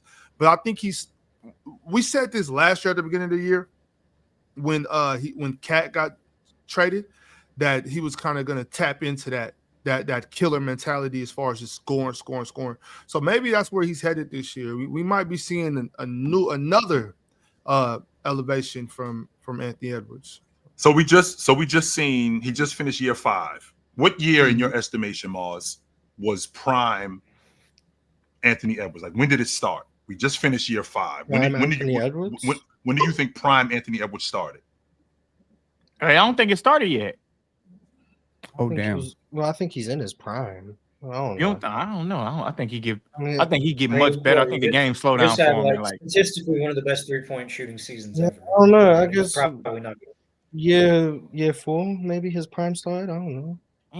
Not this season that just passed. The year that they was in the West. Yeah, they was in the West Finals against Dallas. So that's when we're starting prime Anthony Edwards. So we're probably going to get peak Anthony Edwards, to your point, Drenchy, around like in another 3 years, like around 27. 28. Okay, that's fair. That's when we're in the peak years of Anthony Edwards, which I'm on record saying I think I'm in year 2 of my 5-year plan, where I think he's going to be the best guard in the game, and I think he's going to be the league MVP. So within the next 4 years, I just don't think he's in his prime right now. I just genuinely don't. I do. I think prime Anthony Edwards to be in his prime. Well, you could be in your prime and have flaws. Jordan was in his prime in 1987, and Jordan had a lot of flaws. You really think Mike was in his prime in 87 though? What is a prime to you, Jordan? I feel like prime to me is when you limit the flaws you have. Like you shouldn't be going in the offseason saying, I gotta go work on my mid-range. Like, you know what I mean? Like, okay, I get you need to increase your 3-ball. So did Giannis not enter his prime until like last year? I don't think that's a part of Giannis's prime though. Well, I'm just saying, but like, relative to your game, I think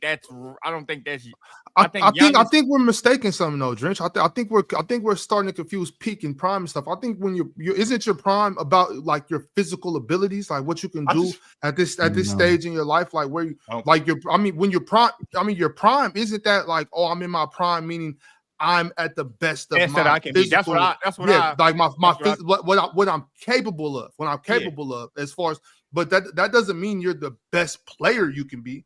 You know what I'm saying? Your prime has to do with what your body can handle, your physical abilities. I'm at my best physically. So you know how they say most men are in their prime from what they say 25 to 35 or something like that. No, it's like 30. It's like 35 to 38 to be honest. But you know, I'm talking about physical performance stuff.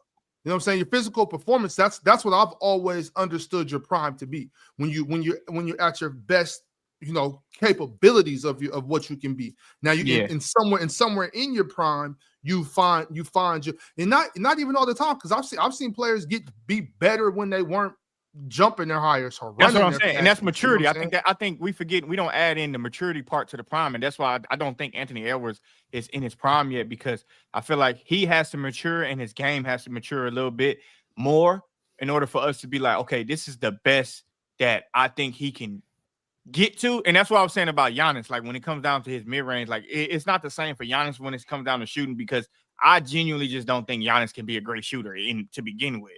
So He's a really good mid-range shooter last year. Yes, he was. I think that wasn't that a career year last year, Penn, if I'm not mistaken. Yeah, I mean, Yeah, I guess career for him. but that's the interesting thing with Where does Giannis. it match up against in the league, like as far as Giannis mid-range? Yeah, he actually ran quite high in the league. So really? we don't know. And also with he this, was open a I know we're doing a lot of speculating here, y'all. But for all we know, and this is why a lot of times we have to figure this out in hindsight. You have to go back and look like, okay, this is what it was. For all we know, we might have already seen Anthony Edwards peak. He might not get no better. He might. That better not take that, but not really, because like. So when I think about, we never know. Ox is absolutely right. We don't determine peaks. I mean, that's not a bad thing. Careers are over. This is the best I'm sure there was someone who was watching 09 LeBron. He ain't gonna get no better than this. And then all of a sudden, 2013 happens. Like, oh, okay, he got better. Yeah, 2016. Yeah, so like everything, like we don't. It's hard to determine a player's peak, prime, whatever, until we've seen the whole story unfold. Really, until they start declining, shit. That's when you start seeing the decline, then you can be like, oh, okay, well, that was obviously his peak or prime. But a player can decline and then get better. Thaddeus Young, in my opinion, peaked at 31, 32. Believe it or not, right? I don't even know how old Thaddeus Young is now to know. You thought Thaddeus Young was trash? I thought Thaddeus Young was garbage, considering the fact that he was garbage on 2K. What, Rich? You think Thaddeus Young? On 2K. Hey, you don't need to turn this into a Thaddeus Young session, but we absolutely can. Oh no! I'm not even gonna say he was garbage. We ain't gonna. We're not doing that. That 2K shit took a hold on me. I'm pretty sure he has the most points in the 2010s for the Philadelphia 76ers. Like, come on, he was like that. That's saying a lot. That's what I'm thinking about when I think about. He was so garbage on 2K. I'd never want to see him again. Ox, when I think about your prime, I think about food. All right, so Ox, when you eat this steak, and follow me for a second, Mars. I'm following. When you eat this steak, right? When you eat this steak, the steak is cooked, right? The steak is cooked. When you first eat it, like, wow, this is good. But when you get into it a little bit more and you start eating a little bit more of it, wow, this is really good. But it wasn't it's actually even better than what it was when you first started eating it, right? Yeah. So I feel like in the beginning of it, so Anthony Edwards, I think he just stepped into his prime. I think last season he stepped into it. And I think that we're moving forward with him in his prime. And I don't think we've seen the best part of this steak yet. I think we're getting there. And once we get there, you're gonna be like, "Wow!" I think Anthony Edwards. If I eat a steak and that shit the is best trash is from the first bite, I gotta take this shit back. No, I think Ant's playmaking is gonna come, and when that comes, I think everything is going to open up for him, right? Because this strikes me as like Vince Carter peaked at 23. I'm sorry to tell you, that's what happened. He peaked at 23, 24 years old. That's when his peak happened. Okay. You could build a lot of expectations of this gonna get better, that gonna get better, but it didn't. Tracy McGrady peaked 2002, 2003. I never saw a better version of Tracy McGrady after 2003. He was below 25. So it's possible. However, the track record here tells me Anthony Edwards is a dog. Anthony Edwards is in good hands. He obviously has people around him who care about him enough to tell him the truth. He's not surrounded by yes men and people who are just gassing him up. He works on his actual weaknesses and he acknowledges his weaknesses. He's open about it, saying, you know, this is the best I've ever ball handled. I didn't want to ball. Like, I just really like, we're talking like go back to 2018, 2019. This guy just moves different. He be telling you the truth about shit you didn't even ask about. And I'm like, all right, okay, cool. I hope that this translates to confidence on the court. And it has. Every year he picks something, he gets better at it. Boom. Lock in the gym. That shows me who you are. Now, the final step to unlocking this, and that is officially when his prime will start, is when he can read the court well. Right now, he's not reading the court as well as I would like him to. But the ball handling is going to help. The shooting is going to help. The 3-level scoring is going to help. The mid-range efficiency is going to help. But the minute he can start seeing advantages as they're opening up, as opposed to after they've already closed, that's when I think you're going to see like 25, 26 Penn, that years sounds old. like the game slowing down. That's what that sounds like. That sounds like the Matrix to me. That's what that sounds like. That sounds like I'm at the top of my game. Exactly. And I think that's going to come for him. He's such a naturally gifted hooper that I don't know if he's done all the film study work to get the game to slow down that much. I don't know if he's dissecting his own film to the level of like film study is required to slow down the game. Kobe's game didn't just slow down by osmosis. He's not a genius. He watched his own possessions and he watched other teams play basketball hours and hours every single day. Brandon Ingram is like that too. Chris Paul is like that too. Kyle Lowry's like that too. any person who wants to get really great at basketball has to get obsessed with the process of breaking down game film. As you get obsessed with the game film, now the thing starts to slow down. Now it's a pattern that I've seen 100 times. That's how they blitzed me last time. And then it's also like the familiarity of going up against certain defenders over and over. Lou Dort, I had a bad night against him. What did he do? Let me break that down. Let me get around it next time. The counters are the counters to the counter. I think Michael Jordan had two different peaks, right? There was a athletic peak where he was a downhill menace. Then there was that unstoppable post peak. That was I think it's 2 89. peaks. That was about 88 to about 92. Bingo. Around So that point. yeah, so great players often have 2 peaks. LeBron had 2 peaks, in my opinion. You know, he had that sort of When he went back to singular Cleveland, that shit was downhill incredible. threat. So we don't know if Giannis has a second peak left in him right now. He might be twin peaks. I consider it the Giannis, twin peaks model. I think Not Anthony, Giannis, but Bron's whole career been a peak. Facts. I don't think that's true. I don't think Bron in there's 05 was like better than a lot of all time. There's like 2016, 2017, where LeBron was just this very, very, very complete basketball player. And then there was this 2009 to 2012, 2013 LeBron, where he was just this defensive dynamic force that could just singularly carry you to 50 wins. Those are two different it don't players. matter. It don't matter One how is you like do it the or what floor you're good at or raiser. not good at. Still amazing. Well, yeah, but you can be the best player as the best shooter in the world or the best rebounder in the world, or you could do a lot of different things. What I'm saying is when you have a player like Giannis, whose greatest value in 2020 comes from his rim protection and his paint finishing and his sort of force at the rim, if that player in his 30s adjusts and develops a mid-range shot and becomes a way better playmaker and is able to leverage that to become one of the top 3-4 players in the league again, as a different type of player, then that to me is a different peak. It's like a second peak.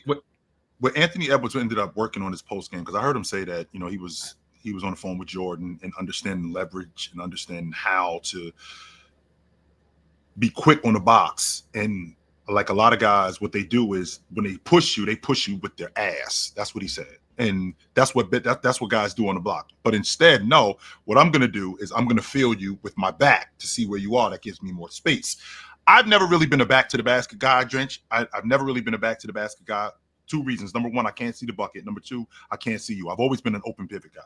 I always like the fact that as an open pivot guy, I can see the floor. I can see where the double team is coming from, especially, and I can also square you up and understand where I can get my shot at the best. Never really been. I'm a back to the basket guy when we're going quick. Well, Anthony Edwards, if he's playing on the block and he's understanding how defenses feel you, he's understanding how you feel the defense. I want to go quicker as opposed to I want to just stand there and just hold the ball, because now I'm waiting for the double team. And even though he's 6'4", 6'5", I just much rather him be more of an open pivot guy. Now, when we're talking about him off the ball, that's where I want to see the improvement, Penn. And the reason why I want to see the improvement off the ball, because a lot of guards that I watch that chase the ball, they're not nearly as effective offensively, because they don't keep the defense off balance. When you're chasing the ball, you're going the other way. This is where the rim is. This is where the action is. When you cutting back door, when you cutting curling, when you're curling off screens, now I make the action and now I make the defense more noticeable of me, as opposed to when I'm constantly looking for the basketball and I'm going away from the basket. So that's what I'm looking for from Anthony Edwards. And the fact that he watches film and the fact that he breaks down film, I think that that's going to help him a lot. That's why I'm so high on him. I think the problem is show that you don't have eyes in the back of your head, and certain players do. Luka has eyes in the back of his head. LeBron has eyes in the back of his head. What that is, and it's very interesting that you mentioned this back to the basket thing and how you didn't like to play back to the baskets. I just had an interview with John McCall, and John is the trainer for, he's done training with Jalen Green, Amen Thompson, Asar Thompson, and now he's training AJ DeBonsa. And we were talking a lot about. Don't got no eyes in the back of their heads for sure. Amen got eyes, Amen developing it, but we were talking about proprioception. We were talking about Shea, and we were talking about Luka, and we were talking about LeBron. We're talking about Jordan. We're talking about guys who feel defense is shifting. So the question to you, Chill, is when you get so one with yourself, like is your body, right? Like when you start doing barefoot training, you get scared. Like when you have a defender on your back, do you know where that defender is standing based on how he's got his hand on you? Do you know where his feet are, even though you can't see him? Because you're right. In a sense, when you have your back to the basket, you are at an inherent disadvantage because your defender can see you and you can't see them. However, with your back to the basket, they also are at a disadvantage. If you can feel them better than the average person, they also can't predict your movements as well. So Sure, they're not seeing your eyes. They can't, you know what I mean? Sometimes like there was a play, I think Evan Mobley, actually you love this.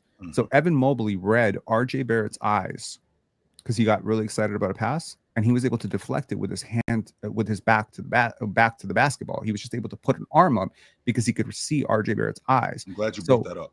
Yeah. So with Michael Jordan, you know, like when he gets you on the block and you think, well, I can see him and he can't see me. It's like, yeah, but he can see you.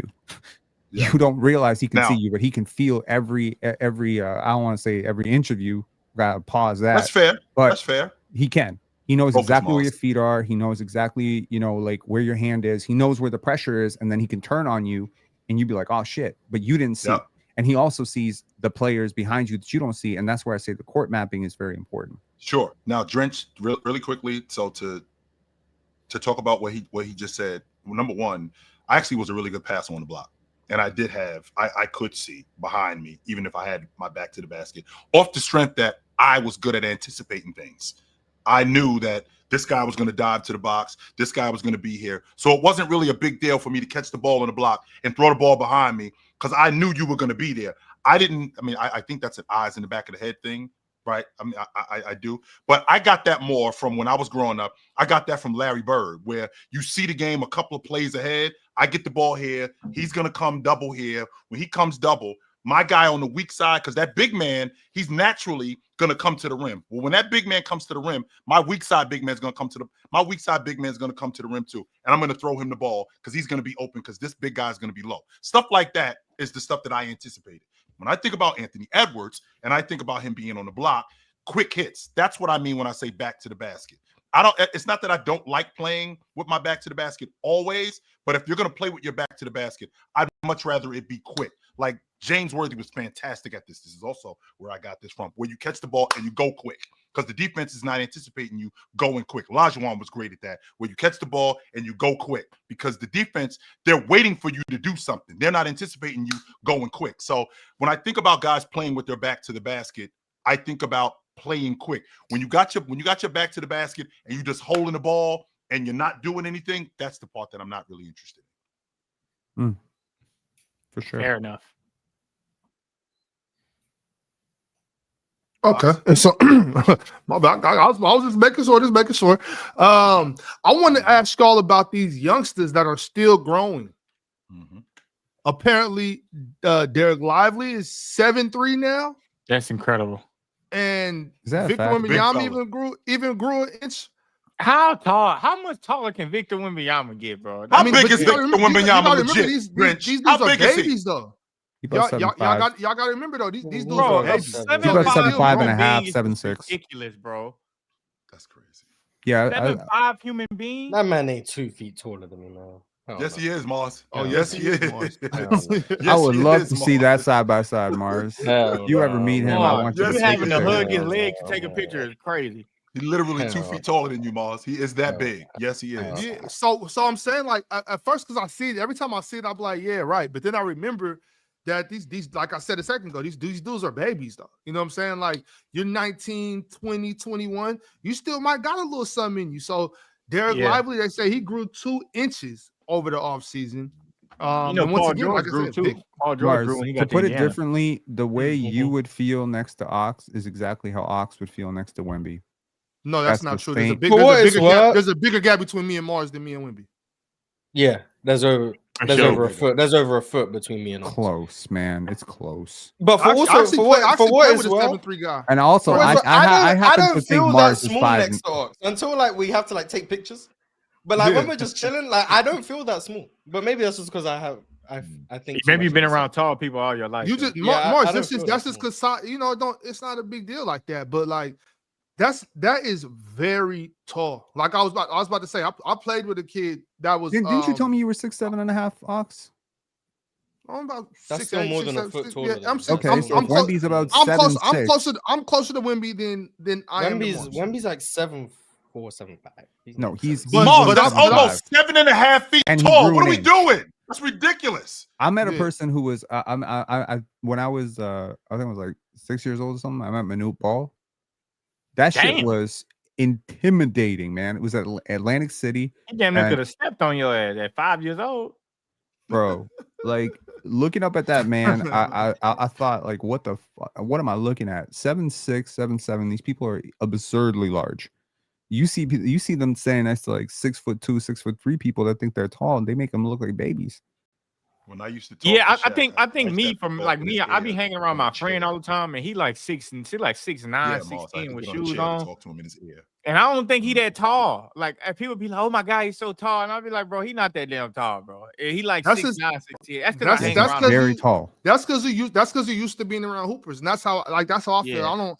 I forget a lot of times. I forget how tall I am just because I'm not used to being that tall. You know what I'm saying? Like Yeah. I didn't use, you know what I'm saying? I used to be around tall people, you know what I'm saying? Like I was about to say, I used to play with a dude that was 7'4", 7'3" and a half. He wasn't that good, but he was big as shit though. You know what I'm saying? Like I'm you know, so it's tall, but I that shit think tall as hell. it's when you see huge. it on I picture. mean, that's huge. 7'5" is huge. Like that's crazy. So- I don't take pictures with So- my homeboy no more because when I post them, the girls think I'm short as hell. I'm like, yo, no, that's not the truth. Drench, do So you to your realize how rare being 6'10" is? Oh, I know it's rare as hell. It's That's rare less It's than being one like in 6 foot, 200, 6 one foot. in 200,000. Yeah, it's less than 1% of the It's population. rare Not being as 6 rare as foot. I would have thought. To be fair. Yeah, that's pretty rare, Mars. It's a lot of tall No, people out here. but like my life is so consumed by basketball that I just don't like. I be calling 6'4" guards small, and I'm like, I'm a Right. foot shorter than you guys, and I'm just there, just casually calling them small guards. I'm like, oh, okay. First of all, Like, Especially when Mars, you see his him I as live, well. in, I live rare in a as hell. different He's world. not Yeah, I live small. in a like 6'4" is a tall human being, That's and a I'm just fact. comfortably saying these guys are small, and I'm a foot shorter than them. So You like, live in the real I world. live in a different world in the way I consume height because Yeah. I talk about basketball so much. But yeah, NBA players are big people. One of my best friends, though we grew up together. He actually used to be taller than me, but then he stopped growing like in the 7th, 8th grade. And he's like 6'2", and he's little. And you know, like because we athletes, it's like he's small, you know what I mean? But I've heard so many people call him tall, like, oh man, get your tall ass out the way. They're like what is So, small. Ox, So it's if just you- cool And it's like that. interesting. It's really quickly, Penn. It's interesting you mention that, and this transitions into my point. Mars, I know how you feel about Derek Lively as a short roll guy, as a passer. One of the main reasons why these guys, even with their skill set, one of the main reasons why they can be as productive as they are, because I can see over the defense. So now Derek Lively now being taller, even if he is an inch or two taller, that gives him even more of an advantage. One, I could put the ball somewhere where he can get it, where you can't get it when he's diving. When he has the ball on the pick and pop, and he's drawing and kicking, well, now he can see the defense even better at the rim because I'm 7'3" now as opposed to 6'11". And I think that makes the Dallas Mavericks offense even more viable than it already was. I already felt a certain way about Dallas anyway. I just needed to be confirmed. And the fact that Derek Lively is bigger now, and I think that his skill set has improved, I think that they're going to be even better now, Ox. Chill. Derek Lively growing 2 inches is going to change the landscape of the Western Conference. Don't fight it, because you know what I'm doing now, Ox. When I'm throwing lobs, I'm throwing lobs higher. When Just I'm a throwing little bit higher. I'm throwing lobs higher. You can't get to that. So when you dive into the basket, I'm diving to the basket. I'm bouncing the ball on the floor. I got to be careful about that now because he's bigger. He can't get down there as opposed to when he was 6'11" and 7'3". Right? I got to be careful how I'm getting him the basketball. I got to know where he need the ball, especially when he's around the rim. He could be a better rebounder now that he's taller. He could be even more physical now that he's taller because he was already filling out as he was. So, I mean, this is something I didn't expect it, but the fact that they had this doesn't do anything more than just help Dallas. Right. Definitely. I'm high on Dallas already, but I hear what AD's you're wearing saying. goggles now. Oh, Which is never dope. mind. He's like right, Jabbar, that's doesn't he? right. You look like Yeah. Jabbar. Yeah. Shout out to Anthony Davis. I That's mean, gonna be when interesting. he announced that, he said, "Yeah, I'm going to be looking like Horace Grant for the rest of my career." Like, Yeah, that's gonna be interesting. He's not wearing goggles like for show. Like this is a medical thing. I need these. Mm-hmm. I have The doctor said he has to for the rest of his career, right? Yeah. Yep. I definitely feel him. Yeah. So, I mean, the fact that he's gotten bigger, the fact that Wemby has gotten bigger, I mean, I know how you feel about Wemby, Ox, in terms of him being on the perimeter as a jump shooter. Well, if I've grown 2 inches, that makes me even more difficult to get to on my jump shot.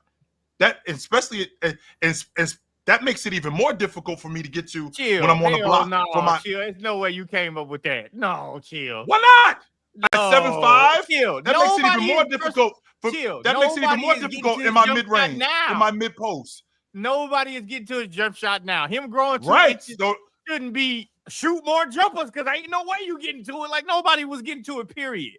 Let's just get to the jump hook, chill. Let's just get to. Oh, what is well because Wemby's media day interview was interesting, and one thing that I think that he said that was moving to me, and I think it might move Jordan. Well, one thing he said was that he doesn't think it's possible for him to improve anymore just in the summer. He has to play basketball. That's one thing he said. But he said that he's stronger. He doesn't get knocked off balance as much, and that his conditioning is way better. If he's stronger and he doesn't get knocked off his path, his track more, I think that addresses a lot of the issues you had with him as an interior finisher, as a driver, those things. So if that's true, like we can only go off word of mouth and what he said. Yeah. But if that's true, I do think we might see a more effective Wemby inside the 3-point line. Yeah. Which is scary for the NBA. No, it is. Mars, my only thing is I just like me and you both agree on this. Him being that tall, it's very hard for you to see a guy that tall drive to the basket and finish. That shit is just hard. With traffic, people reaching for the ball, like it's just hard. So I hope he used this strength and him not being able to get knocked off balance just by, catch, turn, finish. You're looking at 12 points a game just off that. Catch, turn, finish. You can't do shit about it. And he dunked them joints too. Like, I remember when Giannis was kind of like in his first couple years in Milwaukee, when he was like entering his prime in the MVP year, Giannis used to just catch the ball and just wait like 2.5 seconds before he get a 3-second count and just dunk the shit out the ball. Like, that was impressive. Wemby can 1,000% do that. Like, it's just, and that's what I want to see from him. All the dribbling and the getting downhill, like that shit is hard. It's hard for Kevin Durant. I don't know if y'all know that it's hard for Kevin Durant to do that. He's his own archetype, Jordan. Like we can't use it's hard for a guy who's 7'6" to do this. It's hard for guys who are 6'6" to move around without pain. Okay. For a guy who's 7'6" to be able to handle the ball, move the way he does laterally on the perimeter, to be able to run the floor the way he does, it's never happened before in history. But Ben, he handles the ball good for a 7'6" guy. He didn't handle the ball good for a basketball player. For a 7'6" guy, he handles the ball good. Yeah, but who's saying you're running ISO possessions 28 feet from the basket with him? Like, I'm just saying, like the Spurs last year. Last year. Well, you're not doing it in a winning. You're not doing it in a winning context. And the fact that he can dribble, the fact that he can get that low on his dribble, is actually pretty good. Would you agree that he's a good? Would you agree that he's a good ball handler for a center? Yeah, he's a good ball handler for a center. Absolutely. That's is he a good ball handler for a power forward? No, he's a good ball handler for a center power forward. He's a good ball handler for a big guy. I've always said just because he's a good ball handler don't mean you need to stretch that out and say, "Oh shit, you can." That seems like that's what the Spurs are doing. I actually think you can dribble, take him ISO. Like, no, we don't need. I think it's a great thing that they stretched out his game the way that they did, and he's getting stronger. I think an MVP season is not out of the question right now. Oh, I really don't. He damn on pace to win everything. To be real. And to that point, how rare is it for a 22-year-old to be a good basketball player professionally in the NBA? Do you realize how rare that is? But 21 to be 21, rare. He's amazing. To be 21 or 22 and even be in top 50 conversations is rare as hell. It is for the very select few. To put this into context, let me ask you a question. We all know Giannis was really good pretty quickly in this league. It's not like he had to work his way up through the G League or something like that, like Pascal Siakam, right? How many points do you think Giannis averaged through his first 4 years? Giannis' first 4 years. He didn't start averaging 20 until year 4. I know that. He's about a 22. He was about a 19, 20 a game guy, something like that. 4 years into his career, he was averaging 14.9 points per game. 15 a game. 15. Kawhi was at 12.9 after 4 years. My point is these guys, like, it takes time. Wemby's in his 3rd year, and he is so far eclipsed what guys like in his archetype have ever done before. It's really some shit we never seen before. The concept of prime, we're talking 24, 25. What's Wemby's prime about to look like, yo? If he's this good at 2021, and we can all agree that there are holes, he can become a better shooter, he can become a better passer. What happens when this guy starts maxing out his attributes? What happens when he becomes 272 pounds? Chill, 272 pounds. If he doesn't lose some of the flexibility and stuff he has, again, his barefoot training is the game changer. The way that he has trained from a very young age, from 15, 16 years old, him going and training with the monks, him training with Olajuwon, this guy's not coming for best center in the league. This guy's coming for greatest player all time. Hey, what if he do all that shit and he trash though? He's not going to be trash because he's not trash right now. He's not trash right now. Garbage. Get Wemby off the floor. Saying, I don't think you factor in that it's a possibility he do all that shit. He could have the worst, like he could like have a worse season he did last year. Nah, I'm telling you, I think this guy's going to be the greatest defender of all time if he stays healthy, and I think he's going to be one of the great. I think he's going to be one of the 3-4 greatest players of all time. Oh man, boy, you got high. All right, shit. Right now, my number 5 is Shaq. So yeah, he's going to be better than Shaq. Yeah, that's a little. He's going to be better than Shaq. He'll never be better than Shaquille O'Neal. Never. Yes, he will. Okay. Ox, if he Kawhi is already better than Shaq, so you know. No, we're not doing this. Hell no, we ain't gonna do that. No. Ox, if he develops Kawhi media day too, Ox, don't forget that we ain't gonna let you off the hook with that one. If we end up getting a more aggressive, okay, because I don't think we're ever gonna see Wemby as dominant around the rim as Shaq was. I don't think I'm gonna go that far. No, I'm not gonna say that. However, if we can get a more aggressive Wemby around the rim, a big time finisher who dunks the ball, he might not do it with the veracity and the force to Shaq. Don't have to. It's 2 points though. That's what I'm saying. If we could and he's at 85% free throw shooter. If we could get him to be a quick jump hook guy, a quicker jump hook guy, and a better finisher around the rim, plus adding in the jump shot, plus adding in the defense. Now what you're doing is, and I've done if we this just before. give him every attribute known to man, yeah, I guess. He already has that though, Mars. That's the thing. Nah, he doesn't have a jump hook. He doesn't even have hope of a jump hook right now. Not at all. Not at all. Chill. Y'all have an obsession. Y'all have an obsession with creating the perfect basketball player. Here's the difference.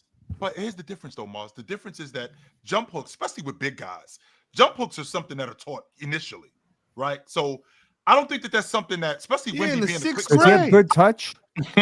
Does he have good touch? Wemby does have good touch. Okay, great. Does he have a good catch radius on the block? So when he gets a little bit stronger and you can't push him on the block, he's gonna have a foot of separation. Which is what your issue and so was. at the point y'all of release, have an obsession. Y'all have an obsession. What he's gonna do And Pin today, Pin, you showed it with the whole Marcus Smart conversation. Y'all have an obsession, a sick obsession with thinking that there's perfect basketball players out there trying to talk. He doesn't do this well. All he has to do is get this, get that, get this, and then do that, and then he'll be perfect. There is no perfect Luke basketball Kennard is player. All I said, wait a minute. All I said was him being better around the rim. That's all I said. I ain't say he got to be a lot on the box. Jump hooks, right? And hooks, that's gonna make him better. Dream shakes, I ain't say nothing about him up and unders and reverse pivots and I dream shakes. That stuff is more like it's none of that.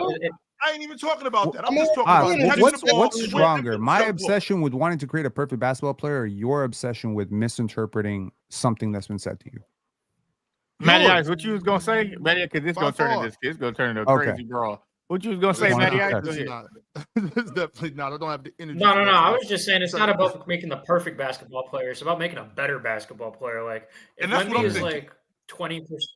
It's like 20% his full potential of like sky hooks right now. If he could just get that up to 50, 60, then that's going to be a significant improvement. Why are you saying 20%? Where do these numbers come from, Matt? Are you just grabbing numbers from out there? I think he shot 5 jump hooks last year. He shot 5, and when I looked at the film, they were actually floaters that were categorized as hooks. He didn't shoot a hook the whole year. So what? So why are we just Right. projecting I growth mean, in that as he a gonna hook? get Like, that. I don't- That's all. That's and Mars, and that's Like, that's I'm, what I'm trying to I'm say. with That's you. what I'm with you that Wemby can improve in a bunch of things. His strength on drives, his strength just being able to Yeah. command his own space as a post-up player. He was actually quite efficient as a post scorer. It was the turnovers that were killing him a lot. I'm with him cleaning that up because of the dribble and him being able to operate with no dribbles, just shoot over the top, turnarounds, all of that. I think he should be studying the Dirk playbook and should lean into that. That's what I think should happen. But projecting an improvement from something that is quite literally at ground -5 is where you lose me. I just don't know why we're talking about a jump. Can we So try to let me- find? let me- let me- I know let me- we let me- lost. let me- Can we try to Marcel, find let me see you? if I can real- Hang on one second. Just because a player doesn't take threes doesn't mean a player can't hit threes, right? Would you agree with that? Yeah. Just because a Who player. cares if you don't shoot? Who cares what you can do if you don't do it? Yeah, I'm not talking to you, Ox. I'm talking to Mars. Well, yeah, of course, because I'm gonna keep it real with you when you get to doing this babbling shit. I don't care what you think you can do or what you did with your trainer or what you did in the Okay, offseason. Do it on the court, and it matters. You know, tone Ox, down, that's tone something down the that's simple emotion. that We're not, we we're expect. not trying to have that No, bullshit don't let conversation. no here. Pin. We're Pin, trying to don't have a let real Ox- basketball conversation. No, You don't okay, get to well, jump stop in real because you're a little. basketball. No, Stop you Stop with don't the let- fantasy shit. I'm Right, not. okay, It's Pin, not fantasy Pin. shit. Stop with that. I Ox off said the hook I with said this. he could be better than Shaq, and Stop you get with emotional fantasy. for 10 straight minutes. I'm straight. not Okay, emotional. wait a minute. I'm saying You I don't are think he's ever gonna be emotional. as good as. I don't Okay, think he's so ever so gonna- so Sit down that's in your cool. chair, That's stop. an opinion. He's Oh, you're 21 years old. emotional. Let me get- So calm let's down, stay for real. let's stay right there, Ox. Oh, we because doing what's impersonations more now. likely? What'd you So say, what's Chill? more? Go So ahead. Penn, don't let Ox off the hook with this. Ox, Please what is don't. more likely? I ain't for even me talking to be him. able- I'm trying to talk to Mars. What makes this more I'm trying to likely? talk to Mars, man. What's more likely for me to be able to put in your game? Mars just said that Wemby hasn't shot a hook in 4 years. That doesn't mean that he can't do it. Okay, and I'm not asking him to get Where's the the ball on the block. evidence? Wait a minute, though, Mars. As I was Okay, saying. carry on. My fault. Carry on. Okay, as I was saying, I'm not looking for something astronomical. I'm looking for something simple, and a hook is simple. I'm not looking for a sky hook like Jabbar. I don't want to put that in your game. No, I'm not. And the reason why I'm not interested in putting that in your game because I think that that's way too advanced. I'm looking at something like you flash into the box, catch the ball, jump hook. That's it. Flash to the And box. That's Who? something Vic quick. Wembanyama? Yes, Victor Okay. Wembanyama. Yes, So- flash to the box, Ox. Showtime As a hoops. big guy, I mean, Would you say that Hakeem Olajuwon was pretty good with the hook shot? yes, he was. He had a really good hook. Did Victor Wembanyama seek out working out with that man this offseason? That's what he did. Yes, he did. Okay. Do that. Is there anything inherently about Victor Wembanyama other than the fact that he is pretty much sticks and bones right now that would give you the idea that he does not possess the tools, the requisite tools to be a good player in that range of hook shots, floaters, and things Nothing. like that? Nothing. Nothing. Okay, cool. So Nothing this is what I'm fits trying to that. say. Okay. There are players in collegiate basketball who are not allowed to take threes for whatever reason. Maybe their coach doesn't want them to do it. Maybe they don't want to do it. Maybe that's not their offensive philosophy. It is the job. It is the job of a scout to watch that player and determine whether their shooting form and their free throw projectables and all that stuff can project out to a player that I can turn into a 3-point shooter, or is this a person who can't take threes because they can't make it? There are players who cannot make threes early into their career because they don't have enough strength to get the basketball to the basket. There are those players, but that doesn't mean they can't do it one day. I need to, as a scout, I need to be able to look at Victor Wembanyama and say, this is a player who can or cannot develop this when I want him to. And when he wants to start taking hooks, there's nothing about him from his height to his touch, to his hands, to his catch radius, to his release radius that tells me he is not going to be elite at this. Now, you want to fight it because you haven't seen it. I'm going to say, I'm sorry, that's not how basketball works. Because Pascal Siakam in New Mexico State didn't take threes. The Raptors knew they could turn him into a 3-point shooter. I can turn a player into something better than what he currently is by changing the situation around him, by changing his training. But there are certain players that are just never going to be good shooters. And I can see it from their release. I can see it from how they push the ball. I can see it from their hand-eye coordination. I see it from their touch. There are certain players who just don't have good touch. Wemby is showing you year over year he has good touch. Touch is not something that is easy to teach. So it sounds like something that's just, it sounds like something that if I could just get stronger, I can put this in my game and I can be more effective. He could do it right now. And Mars, you literally just brought that up. If I could get stronger, then I could be more effective on the block. Because a lot of times, strength has a lot to do with what I do. If I'm not strong enough and I get pushed off the block, I won't go down there. Not because I can't play down there, but I'm just not strong enough to play down there. Once I get strong enough, the stuff that I think I can do, once I get strong enough, now I'm going to implement that in my game. Wemby, who's not really strong enough to be on the block like that, for quick hits because he gets pushed off the block. Well, turns out Wemby's gotten stronger. So maybe I'm thinking, okay, let's implement hooks now. Let's implement quick. I don't think that's. I don't think his strength has nothing to do with why he don't shoot jump hooks. He's It definitely has something. It definitely has something to do Why with it, wouldn't right? it though, Dre? Because Why wouldn't it? we talked about this I just don't last think he week or go week down there before, enough. and I already Because I'm I not brought strong that up. enough. I brought that up already about that fact. Where I think Jordan, me and you was talking about it, and I was like, well, he's getting older. He's undoubtedly gonna put some weight on. You know what I'm saying? He'll get a little stronger, right? I talked about that already. So definitely when that happens, I think he'll be more able to attack the paint. You know what I'm saying? We was talking about Giannis coming through the lane, dunking and stuff like that, and I'm like, yeah, he'll probably get that when he gets a little stronger. But 2 years in the NBA, I don't know exactly how many games. 2 years in the NBA, and we'll just talk about this last season. Mars said it was 5 hook shots, and they weren't even really hook shots. No matter if you're strong enough to be in the NBA at that size, if you want to be on the block, if you want to throw a couple hooks, you can. You know what I'm saying? Yeah, Like, that's what I said. I don't think you want to. Yeah, this is basketball. This isn't MMA fighting. Like nobody's gonna grab your arm and put you in an arm bar and choke slam you and all that. Like you can't do that. You know what I'm saying? Like if you want to get on the block, you can get on the block. You might not be a block demon because of your strength, but you can get on the block at 7'4" if you want to. And to be honest, like Giannis don't shoot hook shots either. And I think the correlation between Giannis and Wemby is, I think Wemby think he has to be like Giannis, like driving and getting downhill and being able to play in the paint. I just don't think he needs to do that. Like, and I've been saying that just because he has the skill set to dribble, don't mean you need to say everything for Wemby needs to be downhill off the bounce. Like, what happened to just seal it in the paint? He don't have to seal all the way. Like I said, this ain't UFC to where somebody gonna grab him and pull him down. Like all he gotta do is just make himself big right in the middle of the floor, catch, turn, jump, hook. Who's stopping that? He just don't do it. That's my biggest thing. Like somebody got that echo going. That's you, Maddie. That's Maddie Ice. Yeah. Damn, man, they doing you bad. Damn, Maddie. But that's the only thing I'm trying to say is like and I've said this before. I think we do have somewhat of an obsession with wanting perfect basketball players, and that's okay because we love the sport. We want everybody to be good. We want everybody to be able to do everything. So it's not like there's anything wrong with that. But I'm just saying, like, even in life, if I've never done something before, and you see me the majority, you see me most days. Let's say you see me chill. Let's say, for instance, like just like you do, you see me 5 days a week up here, right? 6 days, actually, chill. And of those 6 days a week, you have never, ever heard me mention the Bolshevik Revolution, right? All you gotta do is just say EPM. I'm just thinking anything, Mars. You've never heard me bring that up. Right. Why would you go talk to somebody like, you know what? That guy Ox, he sure knows a lot about the Bolshevik Revolution. He's gonna next year, that's all he's gonna talk about. Like, why would you just assume that?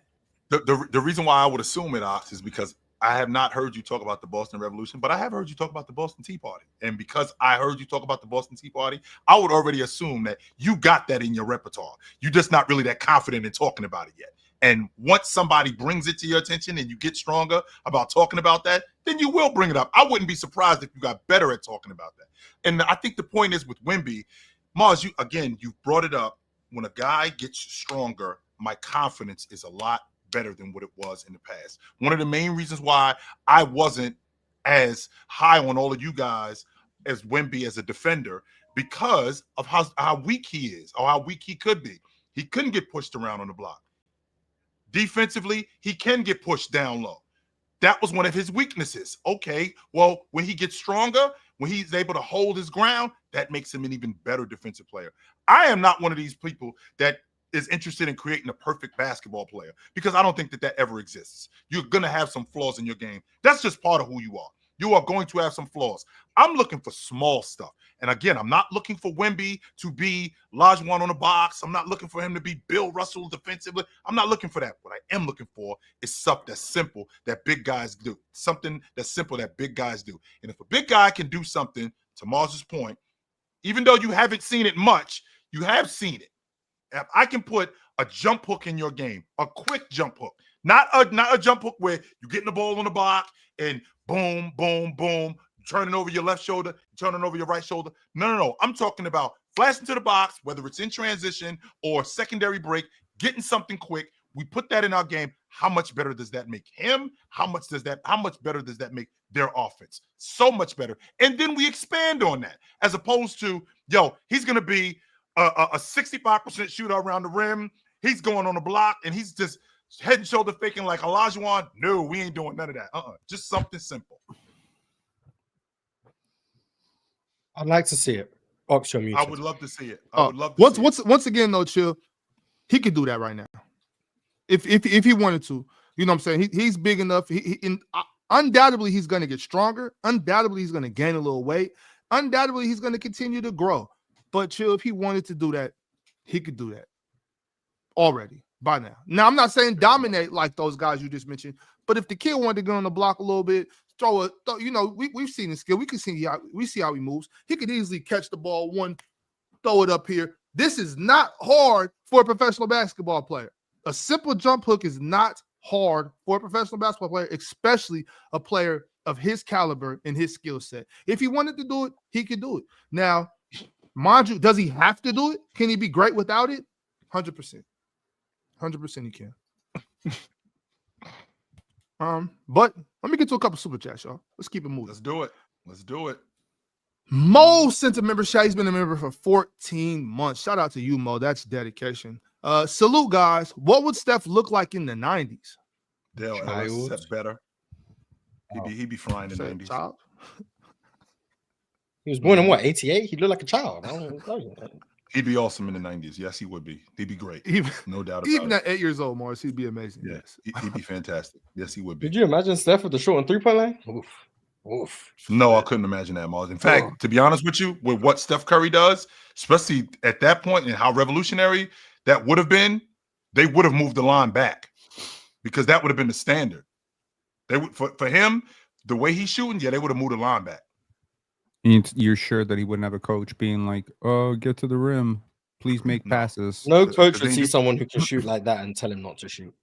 They didn't do that. He didn't do that. They didn't do that with Dale Ellis. They didn't do that with Chris Mullin. I mean, we talking about they didn't do that with Mark Price. No, they didn't. No, and he wouldn't do it with Steph Curry. If you would have given him a revolutionary coach of the time, like if you would have given him a Don Nelson or something, that's when it gets really scary. Frank Layden, somebody like that. Yeah. Maybe even a Rick Pitino. Like you give him someone who is willing to shoot the three.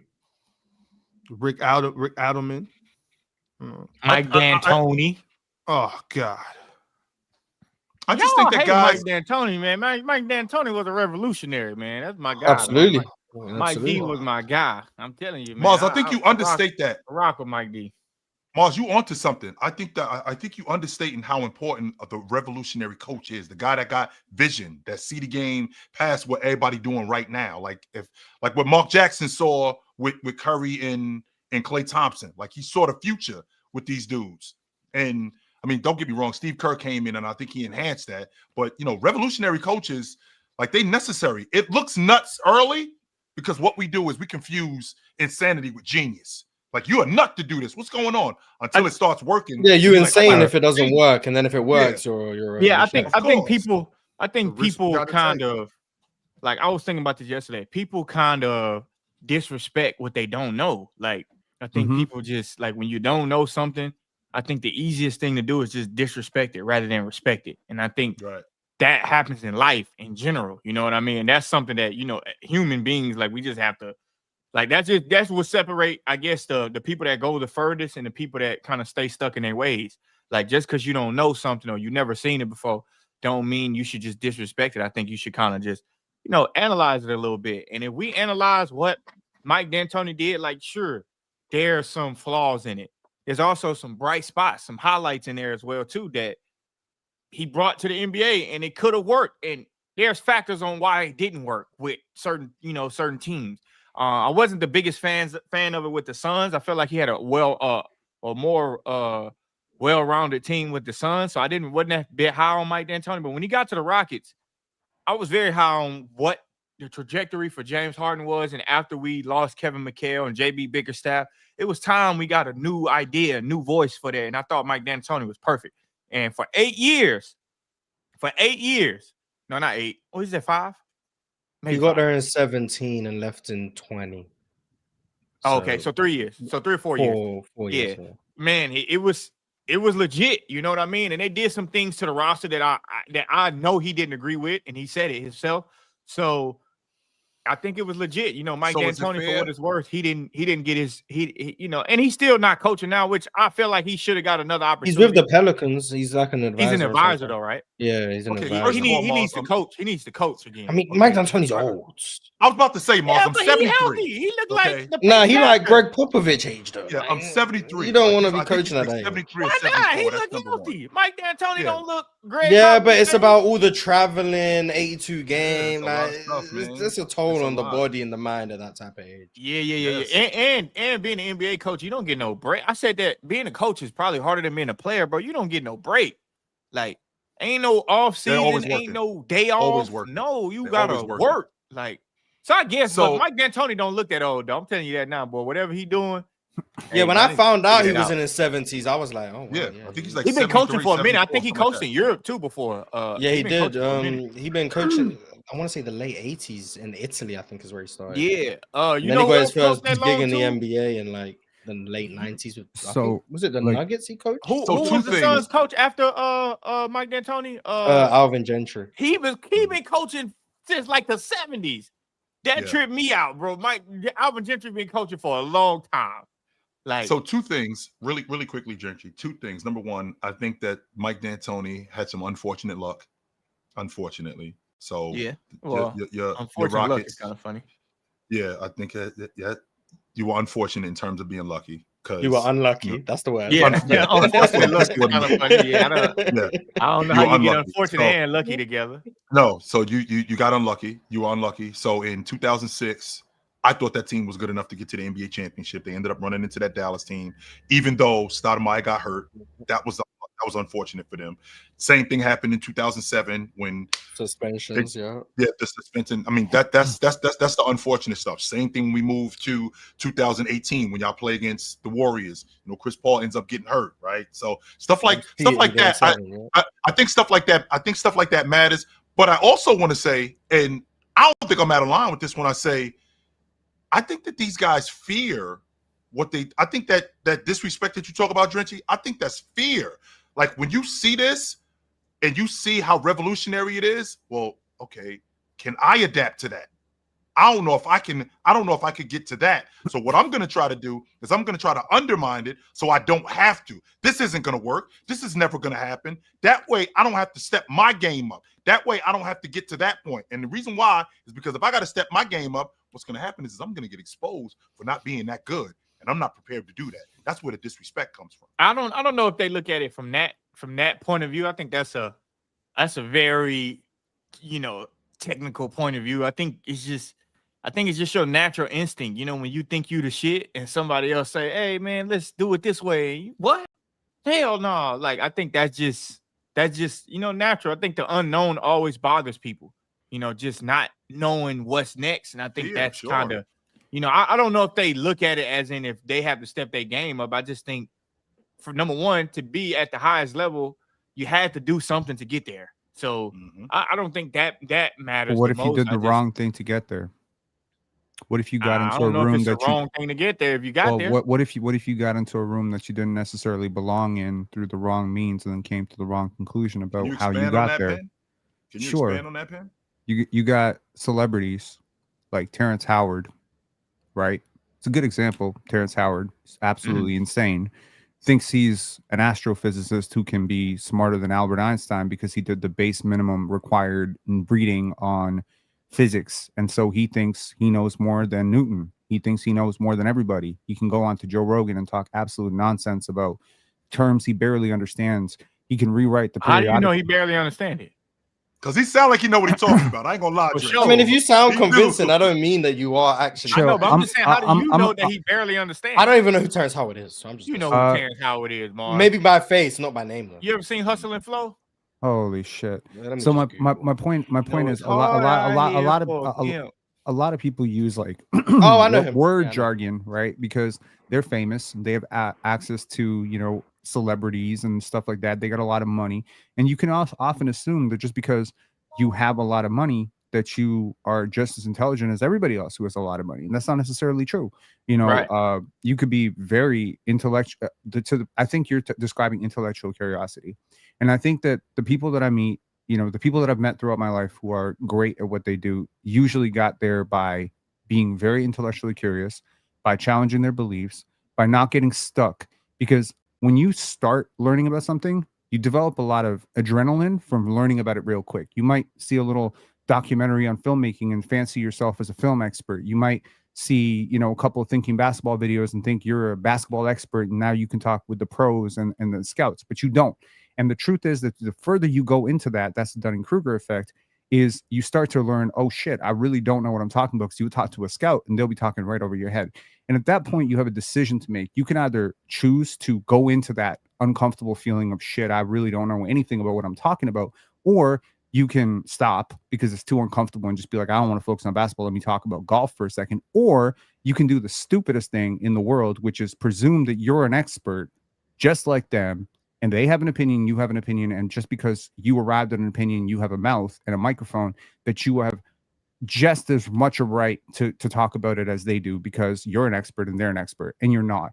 And so I think that there's an abyss when it comes to the Dunning-Kruger effect. The truth is, when you first learn about basketball, you know more on day 1 than you do on day 40. Even though you know more, you feel like you know less and less and less and less. And you got to keep pushing for years in basketball or in podcasting or in science before you actually get back up to that original high that you felt when you first heard about it. That's the whole Dunning-Kruger effect. Chill, you mentioned that Mark Jackson unlocked him. I want to actually point to something. When Steph Curry got to Golden State, he was a dynamite shooter, right? Out of Davidson, everybody knew this guy's a gunner, right? And we were talking, and I asked you, like, what if there was a coach who just didn't let him get his game off that way? When he first got there, he had Don Nelson. Sorry. Don Nelson is a pretty futuristic coach, would you say? Yes, I would. Right? Yeah, he scored a lot of points. 33.2% of his shots were threes in his rookie season, and he was a full-time starter. In his second season, that went down to 32.5%. They replaced Don Nelson after his rookie season with Keith Smart. So Keith Smart was the second coach. When Mark Jackson got there in his third year, he was at 40.9%. So we jumped it up a lot from 32.5 to 40.9%. Mark Jackson kept him in the 40s for a few years, and then Steve Kerr got there and he jumped him up to 48%, 54, 55%, to the point where now last year 62.3% of his shot attempts were 3-pointers.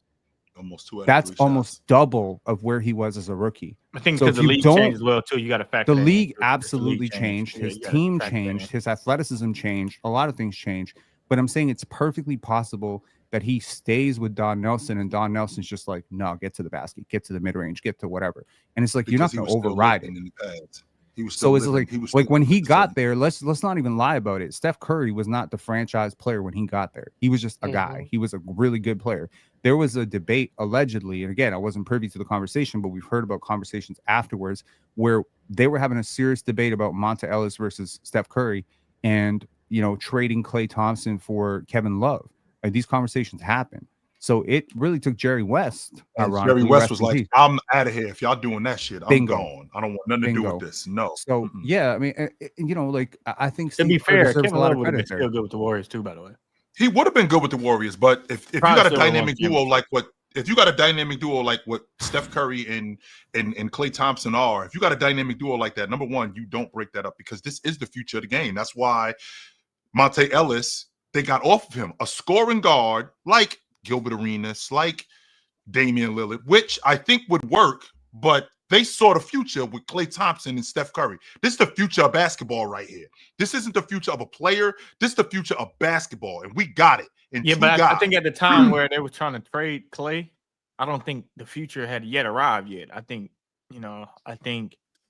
you know, it was still kind of up in the air a little bit, especially with that style of play. I'm just saying, to be fair, I do They think was trying to Steph move and up for Curry too. Steph and Don't Clay. get that part out, Drench. They was trying to move up for Curry too. Oh yeah, Like no, that I at one don't. point. Yeah, I understand that, but you know, he was going through injuries and stuff too. That's typical when you go through that type of stuff. But Yep. by the way, I do think Steph and Clay are the best. You know, one of the best 1 and 2 of all time.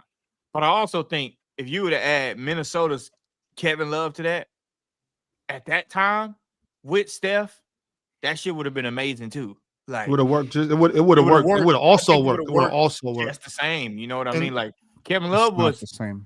It doesn't have to look the same. Yeah, they would. It's about can they win? And none of us up here can prove that they wouldn't have won. So let's not try to do that. Right. What I am saying though, Chill, is that a lot of times we think what's going to be the future of basketball is just a glimpse in time. You know what I'm saying? It's just what's happening right now. And then next is going to be something else. But we talked about this before, Chill. Victor Wembanyama cannot be the future of basketball. He can eventually be the best player to ever walk. Sure, he could do that. He could run the league for 10 years, 15 years. Sure, he could do that. But there's not enough 7'5" guys that can move and have that type of skill set for that to be the future of basketball. What we can have is trainers going out there finding tall kids and wasting everybody's time. You know what I'm saying? Acting like, oh, you're going to be the next one. No, you're not. No, you're not. Maybe you guys are not. No, you're not. Yeah, there might, strong possibility. There might be one I or think two you other muted, kids that can, you know what I'm saying, that can get good. But a lot of these things are anomalies. Steph Curry is not the future of basketball. You kid right there, you're not Steph Curry. You know what I'm saying? Like, yeah, you can shoot the ball, you can get good. We talked about this before, Chill. Steph Curry and Klay Thompson, two of the best shooters ever, fortunately got on the same team. And you had teams out here like, man, they're doing that. Let's do that too. We can shoot it without. You can't shoot with Steph and Klay. You can't do that. That's what I said. And that's what I'm saying. Like, yeah, it's not really the future of anything. It's just that this is the team that's dominating now. This team's gonna dominate next, and these teams, and now we got that where 7 teams have won. It's gonna be 8 next. You know, it's like that's not the future of basketball. That's just who's dominating at the time. Right, and we live in a copycat league, Ox. So if we see somebody winning and we see You somebody can't doing copy something a Steph and certain way, Klay, Chill. no, you can't copy. We can't copy them specifically. No, we can't copy them. But what we can try to do, because I'll go back to your point of there's different ways of winning. I get that point. Mm-hmm. There's definitely different ways of winning. But when you're living in a space right now where this works, okay, if that works, Steph Curry looks like a dude you would run into in the mall. Steph Curry looked like a dude that you would run into at a pickup game. He doesn't look like he looks like an everyday It's not about guy. what you look like. Sure, Though, what's Chill. the gap? It's about the fact that Steph Curry grew up in the gym, Chill. Okay, he does 100%. He did. So what I'm saying is that if I got a guy that looks average, he looks like every day, and a guy like Klay Thompson who can shoot the basketball like he can shoot the basketball, and that's winning, can we emulate that? Because that one, we have to do that. Now we might not be as good as those guys, but we got to get people in here who can shoot the basketball because that is the future of basketball. Not those two guys specifically, because we don't have nobody like that. But that style of play is the future of basketball, and because of that. Sure. What's the gap between what's the gap between Klay and Kevin Love as shooters to you? What's the gap? That's not. See, but that and once again, that's why I said it's not going to look the same. It'll be different, but what's the gap in them as defenders? In their peak. Perfect. That's all. What's the gap? What's the gap in their scoring in the mid range? What's the gap in their rebounding? What's the gap? What's the gap in all of that? What's the gap? What's the gap in their outlet passing? What's all the gap? We could do this shit all day. Let's not get involved. Let's not get caught up on that. Let's keep with the conversation. The stuff that K-Love is good at, Klay is not good at, and the stuff that Klay exactly. It wouldn't look the same, but maybe they still win. Maybe they don't. Yeah. But right. It still would be dangerous. No one's saying replace Klay with Kevin Love and make him do what Klay did. Yeah, it still would be dangerous to have Kevin Love and Curry on the same team. Like, but you know, Chill. If they would have, go ahead. Really quickly, like we got a lot of pushback when Kevin Love was shooting the long ball back then in 2012 and 2013. Like, wait a minute, what are we doing? Even though in Minnesota that was their offense. 100% he was, Dritchy. Like, he wasn't shooting the three at the end of the shot clock. He wasn't shooting the three They were running just because he was plays for him open. to get threes. They were running. That's plays it, for him to Mars. get That was threes. part of their offense. They Yeah, were so drawing I up feel like holes you can- for him to shoot the long ball, and it got a Yeah. lot of pushback because Yeah, they you wasn't can winning in put- Minnesota. But you can put Kevin Love in that Warriors offense too, and just make him shoot more threes too. Like, that's what I'm saying. Like, it doesn't have to look like Clay. It don't have to look like 60 3/4, but it can still look unstoppable. Like with Kevin Love dragging your big out because you have to come out there to guard him, and then he can get into a handoff situation. Or if you put Draymond out there with them too, like, man, that shit would just look amazing. Like, Steph Curry will still look amazing. Like, Clay did his own thing for sure. But at the same time, we can't act like Kevin Love wasn't like that. I think that would have still been Kevin Love dangerous was as hell. 100% like Kevin Love that. was for sure like 100% that. that. It's He just- been it's been like forgotten that because since he he was went to out here at Cleveland. Lake Oswego High School, tearing shit up. And that's But why you're gonna get that's- Utah to the playoffs. But go ahead. And that's why I was saying earlier. I wanted to jump in there, but I waited. Quite chill. It's not so much that when people see something different, it's not always fear, and it's not always whatever ignorance or whatever. Sometimes it's understanding. Sometimes it's them understanding. Like, yeah, let them do that. That's cool for them. You know what I'm saying? That's just not going to work for us. We do it this way. They do it that way. We don't have to do the same thing they're doing. So a lot of times it's not fear. A lot of the times it's not even not knowing. A lot of times it's exactly understanding that it's different strokes for different folks. Some people got it. You know what? Maybe we thought about, they doing it this way because they can't do what we do. But Ox, you're making my point, and the reason why you're making my point is because we got a copycat league. You see everybody emulating that kind of. You see everybody emulating that kind of shooting. Everybody emulating that kind of play. Yeah, I think they're wrong for that shit. 100%. Chill. To your point, Chill. That's If why we the disagree. I smartest don't think man the in the Warriors will world emulate it. in 1995, if the smartest basketball person in the world went into a coma and woke up 30 years later and retained all the information that he knew about basketball in 1995, but now 30 years later, he has missed 30 years of evolution because he's been in a coma. Is that person still one of the 500 smartest people on basketball? How do we know? Maybe he can still. Basketball is such a strategy sport. Like, he can still come back 30 years later and win. I would argue basketball is going closer back to what it was back. That's what I'm saying. I've been making that argument for years. I've been making that same argument. I've been saying, watch. I said, look, they like you're seeing the importance of basketball double is like bigs, science, posting man. ups, coming back, offensive rebounds. Yeah, like it's like slowly the going game's back. just They a bunch of just not science. telling you. Like 5 years ago, it was analytics. No Basketball is closer go to small. Now look, double bigs, offensive rebound. Like the game goes in circles. Basketball is closer to religion. We're gonna get back to positions, Mars. I know can't what wait. I'm saying? It's can't wait till we get back to if you were a Bible, or a religion expert in 1995 and you went into a coma and you were the greatest religion expert, you wake up today, you're still one of the greatest religion experts. Not a lot has happened in religion over the last 30 years. But you can't prove that's different for basketball. That's what I'm saying. Sure. Different is not always better. I swear there hasn't been any new like major physics discoveries in like 100 years or something. I know for sure that a lot of times y'all see some new shiny shit and you like, oh, that's gotta be better. It's shiny. Look at it. It's new. It's gotta be better. It's not always better. There's always but it's not always worse. There's and I didn't say it was always worse. I said it's different.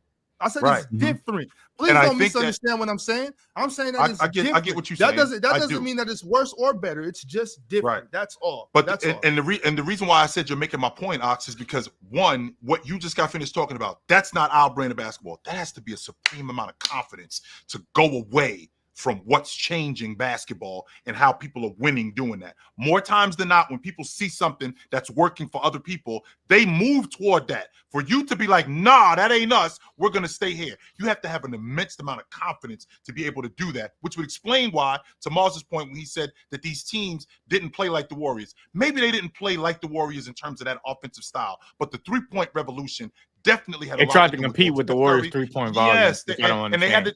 And they tried to compete with them by shooting with them like that. right? I just thought that was we're not silly. we're not going to run the same action that Steph Curry and Klay Thompson run. No, we're not going to do that. But what we are going to do is, if we're going to have an opportunity to compete, is we got to shoot the long ball like that.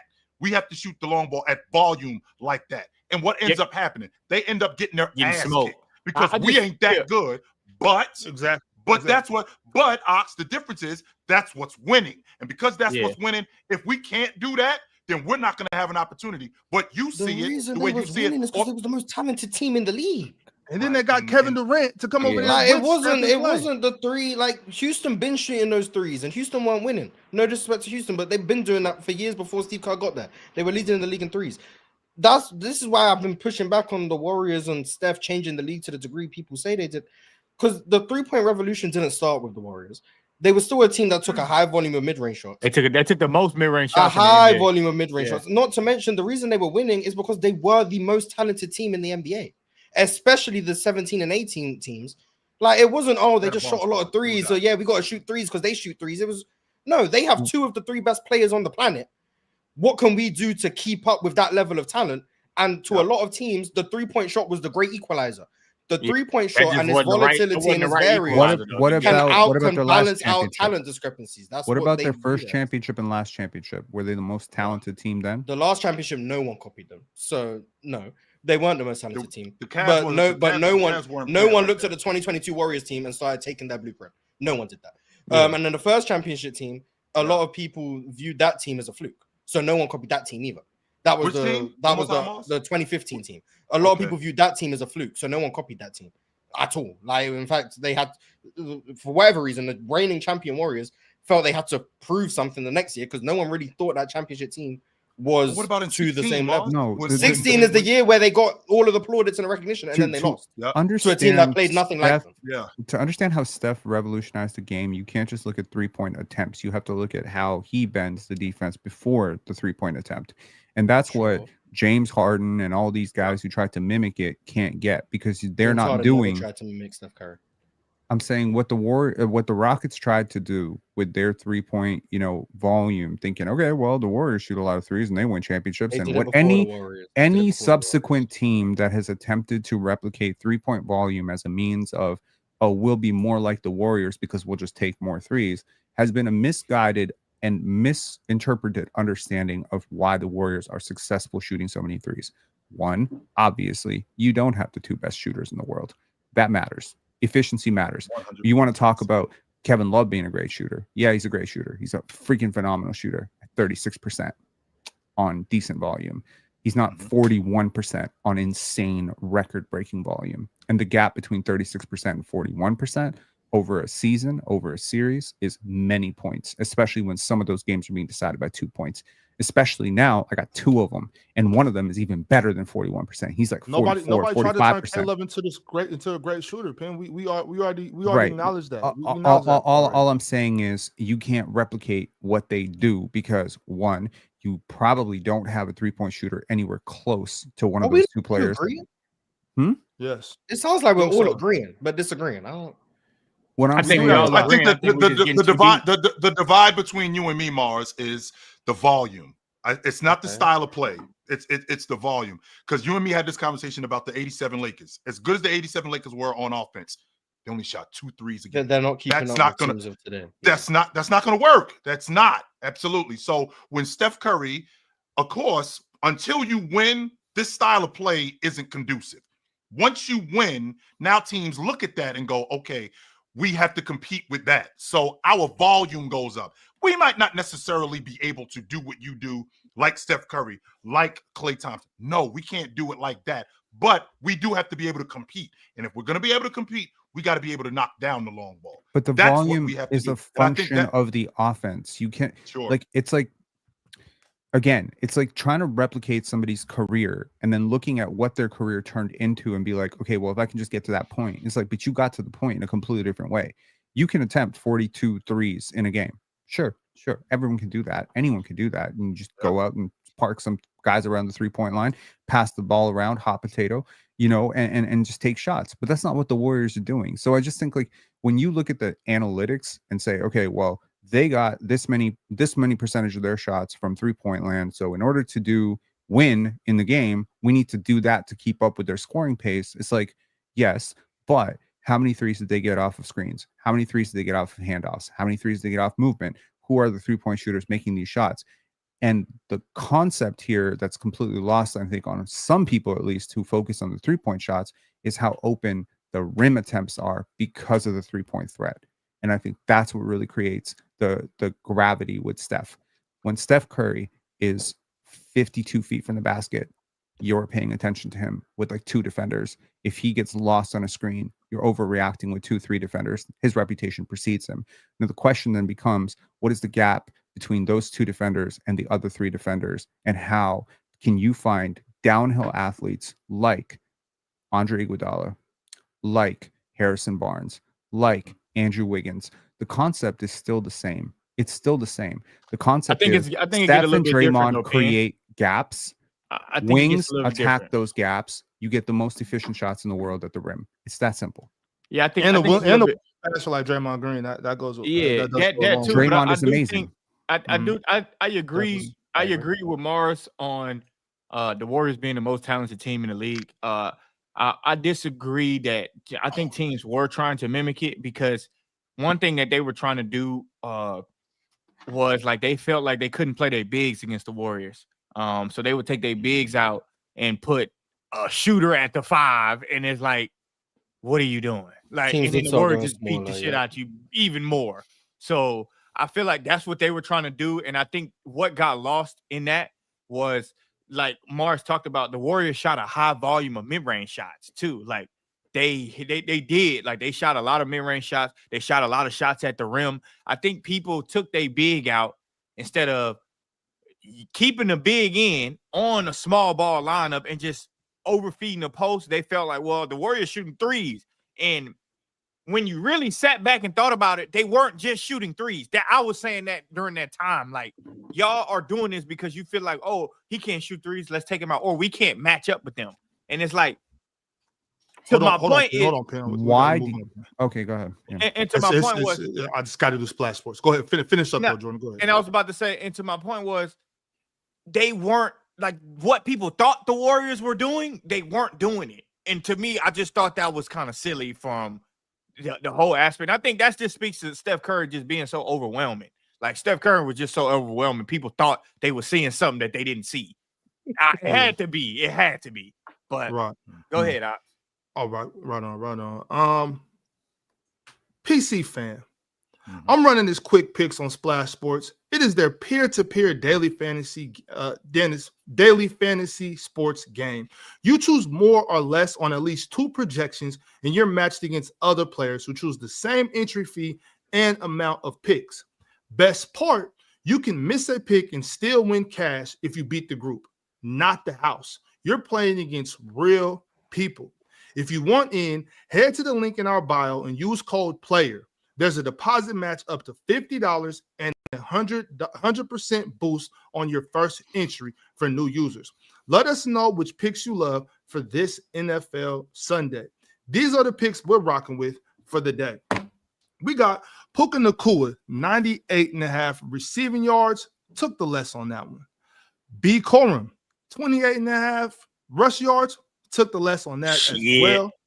Matthew Stafford, 244.5 passing yards. Also took the less on that. I'm not too sure about that one. And last but not least, Christian McCaffrey, 58.5 rush yards less. Chill, what do you think about that Christian McCaffrey pick? I'll take it. Yeah. You'll take the less on that too? No, I'll take the more on that because we still early in the season. So with us being early in the season, he's still healthy. So with him still being healthy, I can get some more production out of him. So I'm definitely taking the more on that. No doubt. Man. Shout out to Splash Sports. Don't forget, go to the link in our bio. Use code PLAYER. What you saying, Josh? Stay on Splash Sports real quick because what the hell? I got kicked out of the competition because the Cowboys and the goddamn Packers decided to tie. Yeah, I wanted to ask about that for the NFL people. Ties are a thing now? Yeah, ties been a thing. Have they? Yeah, in the regular season, yeah. Oh, shout out to the NFL, man. Nice. My thing is this. How the hell am I out and they tied? Because you ain't picked a win. winner. You picked a winner. You ain't win. A tie is not a winner. win. You picked a winner. They ain't win, Yeah. so you was Sorry, wrong. Dre. Mars, you know what, Mars? Man, I've been wanting to speak. I've been wanting to holler at you about it because when I didn't know when teams y'all could tie. I didn't know that. when y'all had that conversation, I was gone. I wasn't here. And y'all was having that tie conversation, and I saw you in the comments, and you were like, "Wow, Americans not tying. That's crazy." And that's just mind-boggling to me. Like, I can't accept the tie. I can't. That not shit so trash. That shit bad for gambling. Because like that shit bad for not gambling. It's betting and wagering. Oh, my bad. Betting and wagering. That shit is bad for betting and wagering, and it's bad for me in that competition because I was gonna win that motherfucker. And now It's bad. It's worse than that though, Drench. It's bad. It's bad for my mental health. It's bad for everything. Yeah, I just don't understand why you guys just can't accept that. Because you gotta pack me up, okay? You gotta pack me up. That's what competition is about. Mars comes from Europe. Mars comes from Europe. This is a foreign concept. This is a foreign concept. I can't go home and tell my people, yeah, we tied. Like what? What you mean you tied? Did you win? Somebody got to win. Somebody got to win. You tied. Like it was a draw. Okay, I can stand here all day, but you got to pack me up if I'm going home. Somebody got to win. Somebody got to lose. Yeah, man. But so we do got to get back to these super chats. Let's not spend too much time on one particular super chats because we have a lot of good ones, and I want to make sure we get to all of them. You know, the people send their hard-earned money, and I just want to make sure that everybody gets their money's worth. So, W host, unlike a L host, unlike a trash host. I don't know nothing if we get out of here on time. We got 21 minutes. Rock Out Deuce, who's been a member for 8 months, says Dame said they can get the 1 seed. He must be high. He did not say that, so I don't know what you heard. He did not say that. What did he say, Morris? They asked him if he had any, if like he was guaranteed to not be out for the full season. And the reporter who asked the question said, if Portland were the 1 seed going into the playoffs, could we see you come back for the playoffs? So Dame answered saying, I don't plan on coming back. If Portland are the 1 seeds, they've probably got it. That was his answer. He never said they were going to be the 1 seed. So bogus I don't know as what hell, Rob. I don't know what clip he heard. Bogus as hell, Dame Rob. never said that. Dame never said that. Ox, that's the what you call it, dude. That's my boy Taj. That's the Memphis dude. Bogus. Yeah, I know. Yeah, bogus as hell. He never said that. Speaking of the Portland Trailblazers, DSG Piccolo sent through a super something chat. He did say. Yeah, that's something he did say. Jeremy Grant really thinks he's starting this year.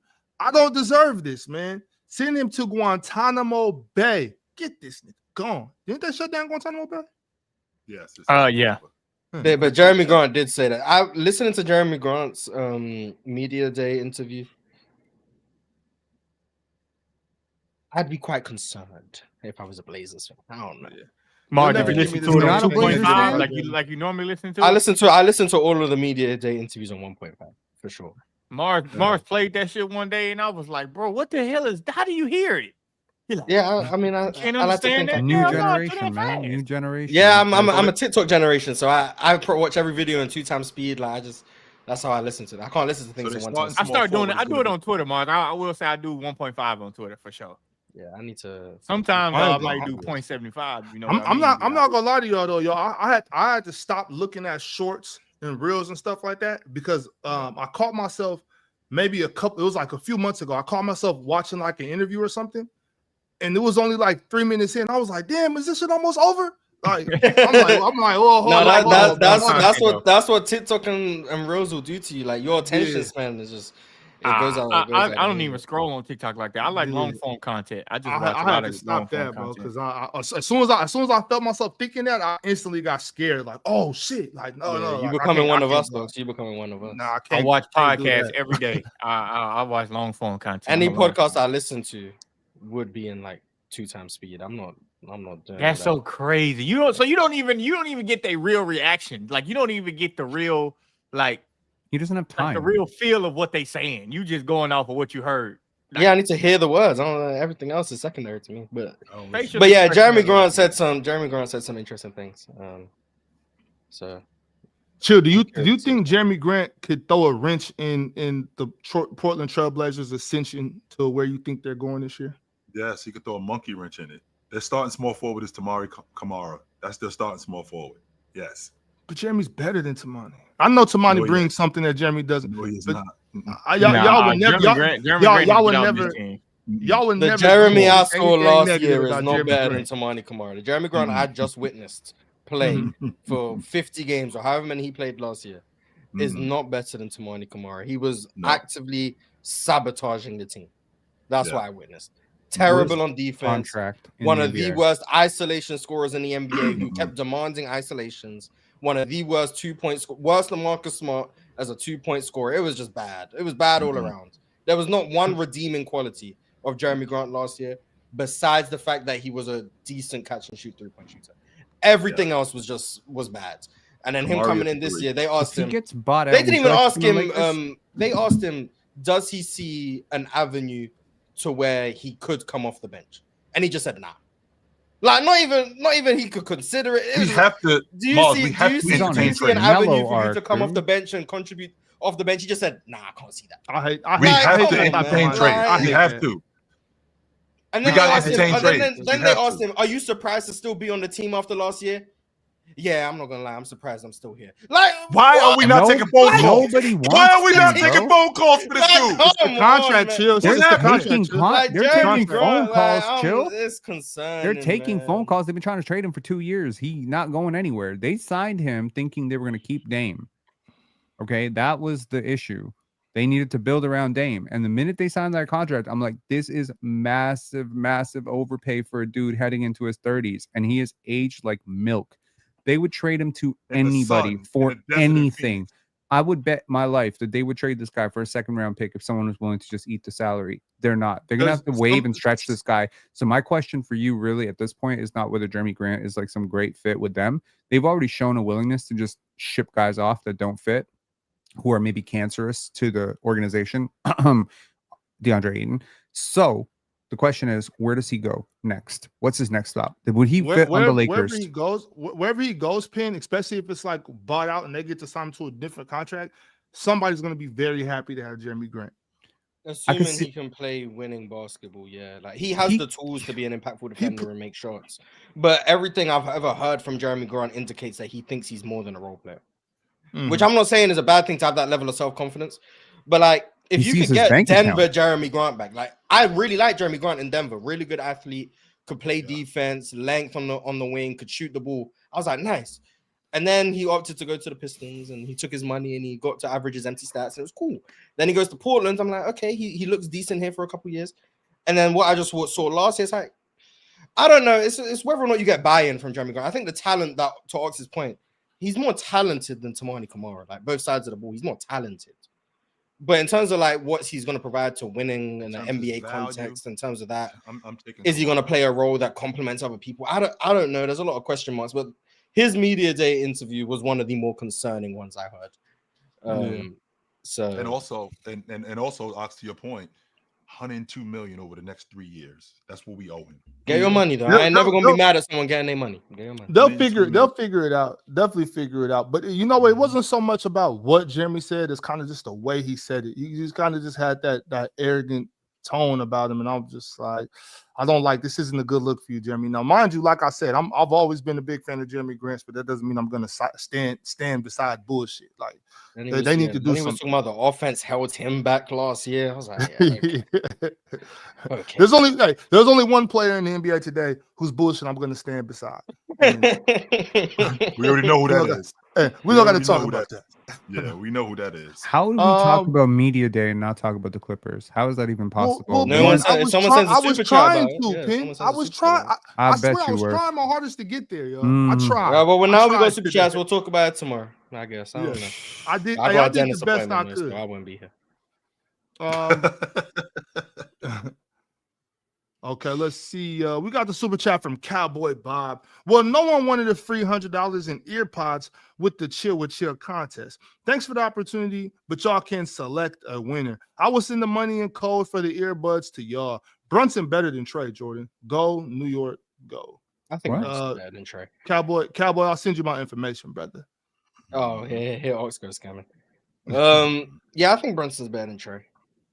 Atlanta's media day was interesting. Oh, shout out to our guy D Lee. He was at Atlanta's media day. I don't know if you guys saw it. He was that's there. far. I didn't see it. Yeah, he was at the Hawks media day. He asked guys a couple questions. I saw him ask Dyson, Jalen Johnson, Zachary Shea some questions. So shout out to him, friends of the show. But yeah, Atlanta interested me. They've said that the key word for Trae Young this year is efficiency. So we'll see how that looks and whether Trae's shot that will be cleaned up and Porzingis will help that, all that good stuff. But Atlanta's a team I'm intrigued about for sure. And they have Penn's favorite player, Luke Kennard. So we'll see how they do. Yeah. I really don't like Luke Kennard. This might be a good time to tell you that. I'm not a fan. I'm not a fan of Luke Kennard, bro. Get Luke Kennard off my what's your team. problem with him, Penn? What's your problem with him? Same problem with Bob Cousy, bro. Just don't like him. Okay. I'm joking, by the way. Just in case anyone want to put that and make it serious. It's not that serious. Cowboy Bob sent another super chat. Smart's defense helps Luka a lot. Why are we not saying how he helps out on the other side for Luka? Also, Smart defense and Reeves offense is a great combo for Luka, but they need a bench. Go New York. Go. They actually got a good bench with Jake LaRavia, with Marcus Smart, with Reeves, and now we got the big fella from New Orleans coming back, playing in a backup role, which actually helps them. And I mean, I think it's good for them. I absolutely. Did JJ Redick say who his starters are going to be? Has he announced that? Because most coaches I know haven't said. They've said, the typical media day, everyone's competing for their spots. We don't have a set lineup.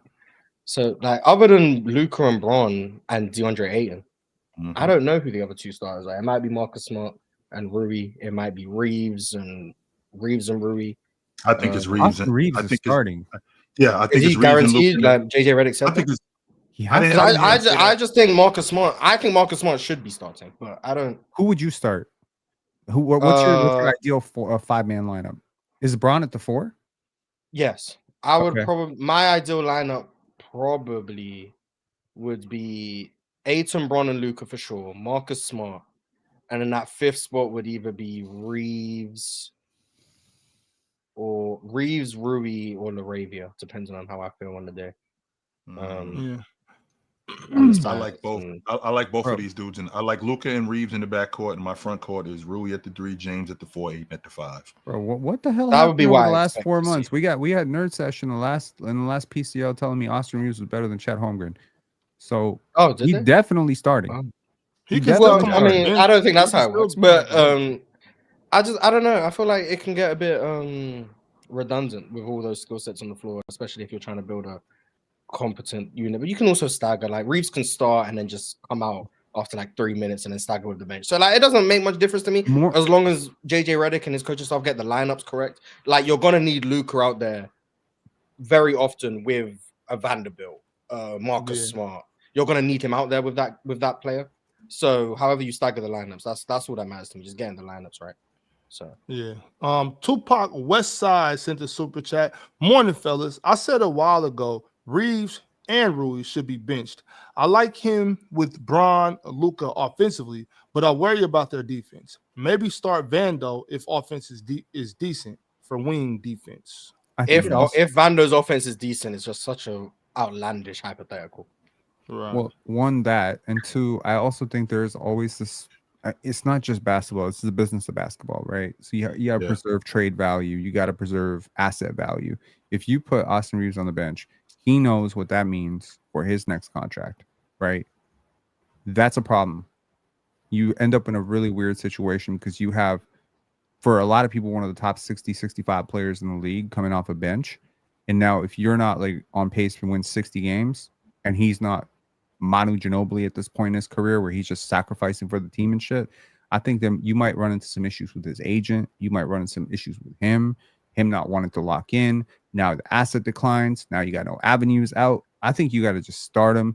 And I actually think it's a benefit to have 3 players who can start your offense like this. I really do. The thing with that pin is this: if Austin Reeves were to come off the bench and that was for the betterment of the team, if that made the basketball team a better team, and there's 48 minutes of basketball, so he'll still play heavy minutes. So if Austin Reeves came off the bench and played heavy minutes and they were winning, they made a championship run. I'm not saying they win the championship, but let's say they make a deep run, game 7 in the second round or Western Conference Finals, something like that. I don't think that will have a negative impact on him, you know what I'm saying, moving forward. As long as the team was winning, and I mean a significant amount of games, and they made a deep playoff run, and the team got better, and obviously, like to Chill's point, you can move the roster around a little bit. And I think JJ Redick is the type of coach that will do that, where it's that this isn't just my starting lineup. I have these starters for these games. I got these starters for this game. So I just think you got to be open-minded. And a guy like Austin Reeves, who who came in the way he came in and worked his way up, I think he might be a little more receptive to that than you would a player that's a lottery pick or something like that. If you were his agent, you would push him out of LA so fast if they put him on the bench. I'll tell you why. Because bench players don't get paid anywhere near what starters do. And this is historically proven to be true. And this is more true ever today than it has been before. You have a guy who potentially some team out there could see him as a second star to Cade Cunningham or somebody, you know what I mean? They could see him as a second. They could see him as a second star to KD, and if Fred VanVleet gets bought out or something. Spurs see him as a second star. Maybe the Spurs. I doubt it, but they got they wanted him before he signed back with the Lakers. That's my point. So if you are his agent and you are entitled to 5% of his next deal or 7% of his next deal or whatever, the difference between his salary as a bench player and a starter for your bottom line might be $4 million, bro. And if it was your $4 million, you wouldn't be preaching. We've had this conversation about agents and players and stuff before, and I like to come with the fact that I'm not a vulture.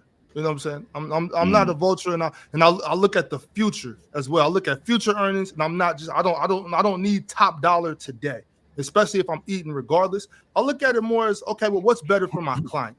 You can talk to your client, ask them, like, is this, you know what I'm saying? Where do you see your career going? Do you want to push to start, or do you want to be looked at as a winning player that's coachable? And just because you come off the bench for this team, if you're winning, that doesn't mean the Spurs might not come get you. And hey, you're starting for us. You know what I'm saying? But with that being said, we'll see what happens, y'all. We'll see what happens. Let's get to this next super chat. From Davo.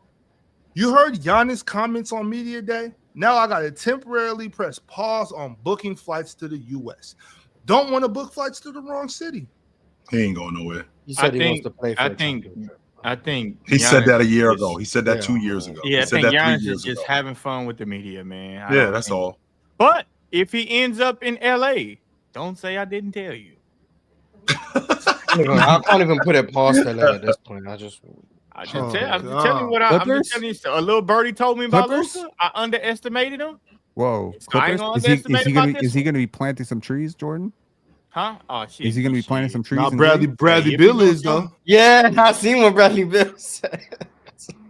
That's right. That's right, Brad.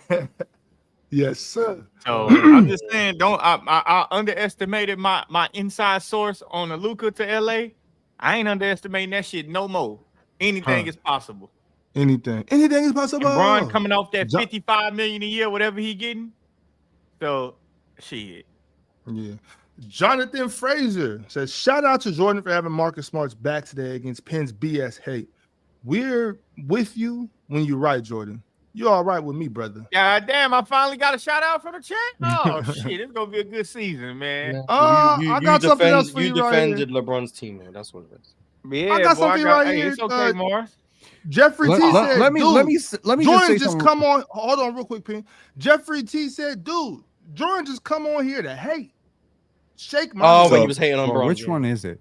I'm gonna tell you this, LeBron cool. Glazer, whatever that dude's name was. You know, the last Jonathan Frazier. It was Jonathan Frazier. Is he a LeBron Glazer? I don't know him. He's a Lakers fan. Is he a Lakers fan or is he a LeBron fan? That's for him to decide. I'm gonna say Lakers fan because I don't. Okay, Laker Glazer, LeBron Glazer. When Marcus Smart shoots 28% from three, you're gonna be the first person blaming him for LeBron's struggles and why the Lakers starting out bad. I promise you, he will be the most convenient scapegoat for you. And you'll be saying, oh, well, Penn was right. But no, you won't be saying that. You won't be saying that. No, you'll forget this. You'll forget this moment like you forget everything else in your life. Cool. Marcus Smart will be a scapegoat though. That part is true. Oh, Marcus, Definitely. If he goes on, anybody the if team, he Vando goes is on his scapegoat, inevitable everybody is shooting slump that scapegoat. every role player goes through. No, DeAndre Ayton's the scapegoat over here. Oh, he will DeAndre be Ayton too, for easy sure. scapegoat. Yeah, those two for sure will be scapegoat. But DeAndre And Gabe Ayton's a Vincent baller. just and looking like he's mad on the bench is gonna be a scapegoat. He's about to play DeAndre Ayton's about to play such good basketball this year that y'all not gonna have an opportunity to scapegoat. Man. Okay, let's. But now, who Deadpool thinks- 2925 wants to know out of you five who would win in the 3-point contest. Not chill. I know that. No. You don't shoot no threes. Yeah. Mid range. I guess it say- just it be would- me and we gotta I find can't shoot. Fuck you, Marcus. I would say myself, but Fucking I mid-range haven't, merchant. I haven't touched the basketball in so Fucking long. mid-range Oh, merchant. you ain't winning then. Take a step You back ain't and get winning behind the then, long ball line But like already. once You a ain't touch the shooter, basketball, once a you shooter, ain't always winning a then. I guess shooter, it's just out of bro. me and I. Hey, Man. Jordan, that's why I'm trying to get to these super chats. I got to get to the gym right now. So you know what Facts, time it yeah, is. yeah, Like, man. you know what time it is with me.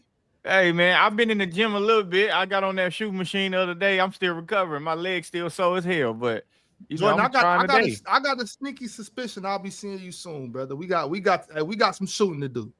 Oh, so I'm finna go today then, since I'm gonna see you soon. I hit a couple push-ups last night and shit too. Yeah, I'm getting ready for I told you, swiping.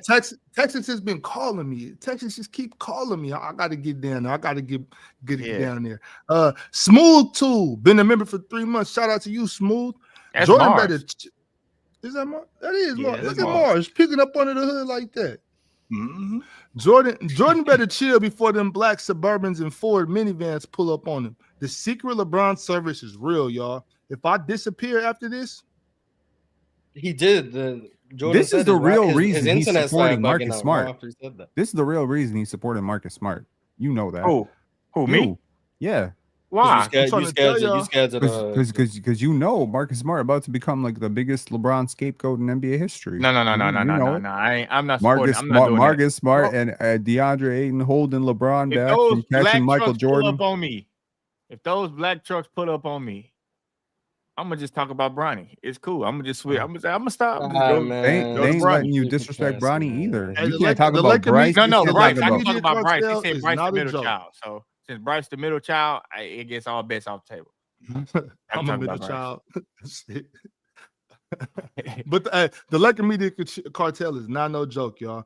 We got That's we got a couple more super chats, y'all. We almost through them. Jalen King, who's been a member for over 2 years, 26 I months. hate that Shout out picture. to you, Jalen. Shout out He to deserved you. that ass whooping, by the way. Finnegan was locking his ass up. That's what He happened. deserved that ass whooping. But go ahead, Ox. I'm sorry. Thoughts on Jokic and J-Val minutes? A lot of rim deterrence. Yeah, Adelman did say that they would play them together at times. I told y'all's asses. Now, rim deterrence, they're gonna play together. You in know the who's gonna be the zone. They gonna be in scapegoat the over zone, there? that's for sure. JV. Get ready for for sure. Swiper. If JV played any way how he did in the Eurobasket, we'd be champions right now.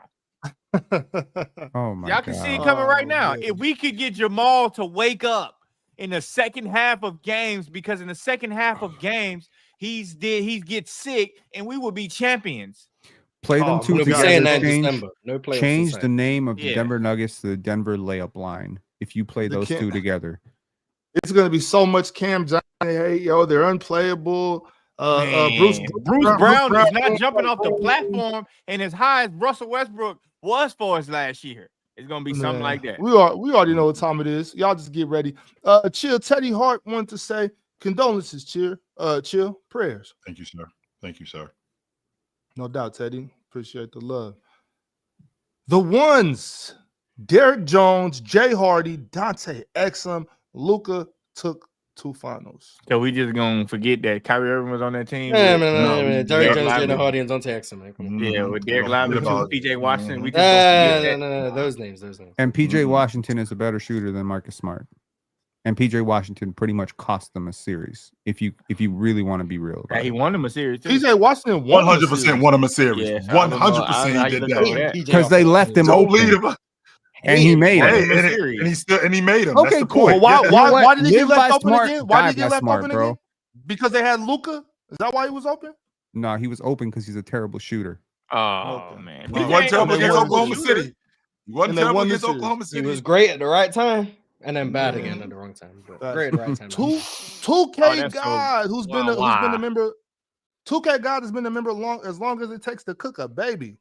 Lakers will win a game before the Tennessee Titans. Why would you do that? Why I didn't bother nobody up here. Why would you do that? I didn't even. Yo, Your y'all got quarterback said you guys punished. suck. So you know. Yo, Drench, did y'all not just get punished? I was at the game too. I wasn't shit for me to cheer about. You went to that game? Yeah, you Yeah, know, Tennessee, I what live was in the score? Houston, so they played the 35-0? Yeah, he had Tennessee. 26-0.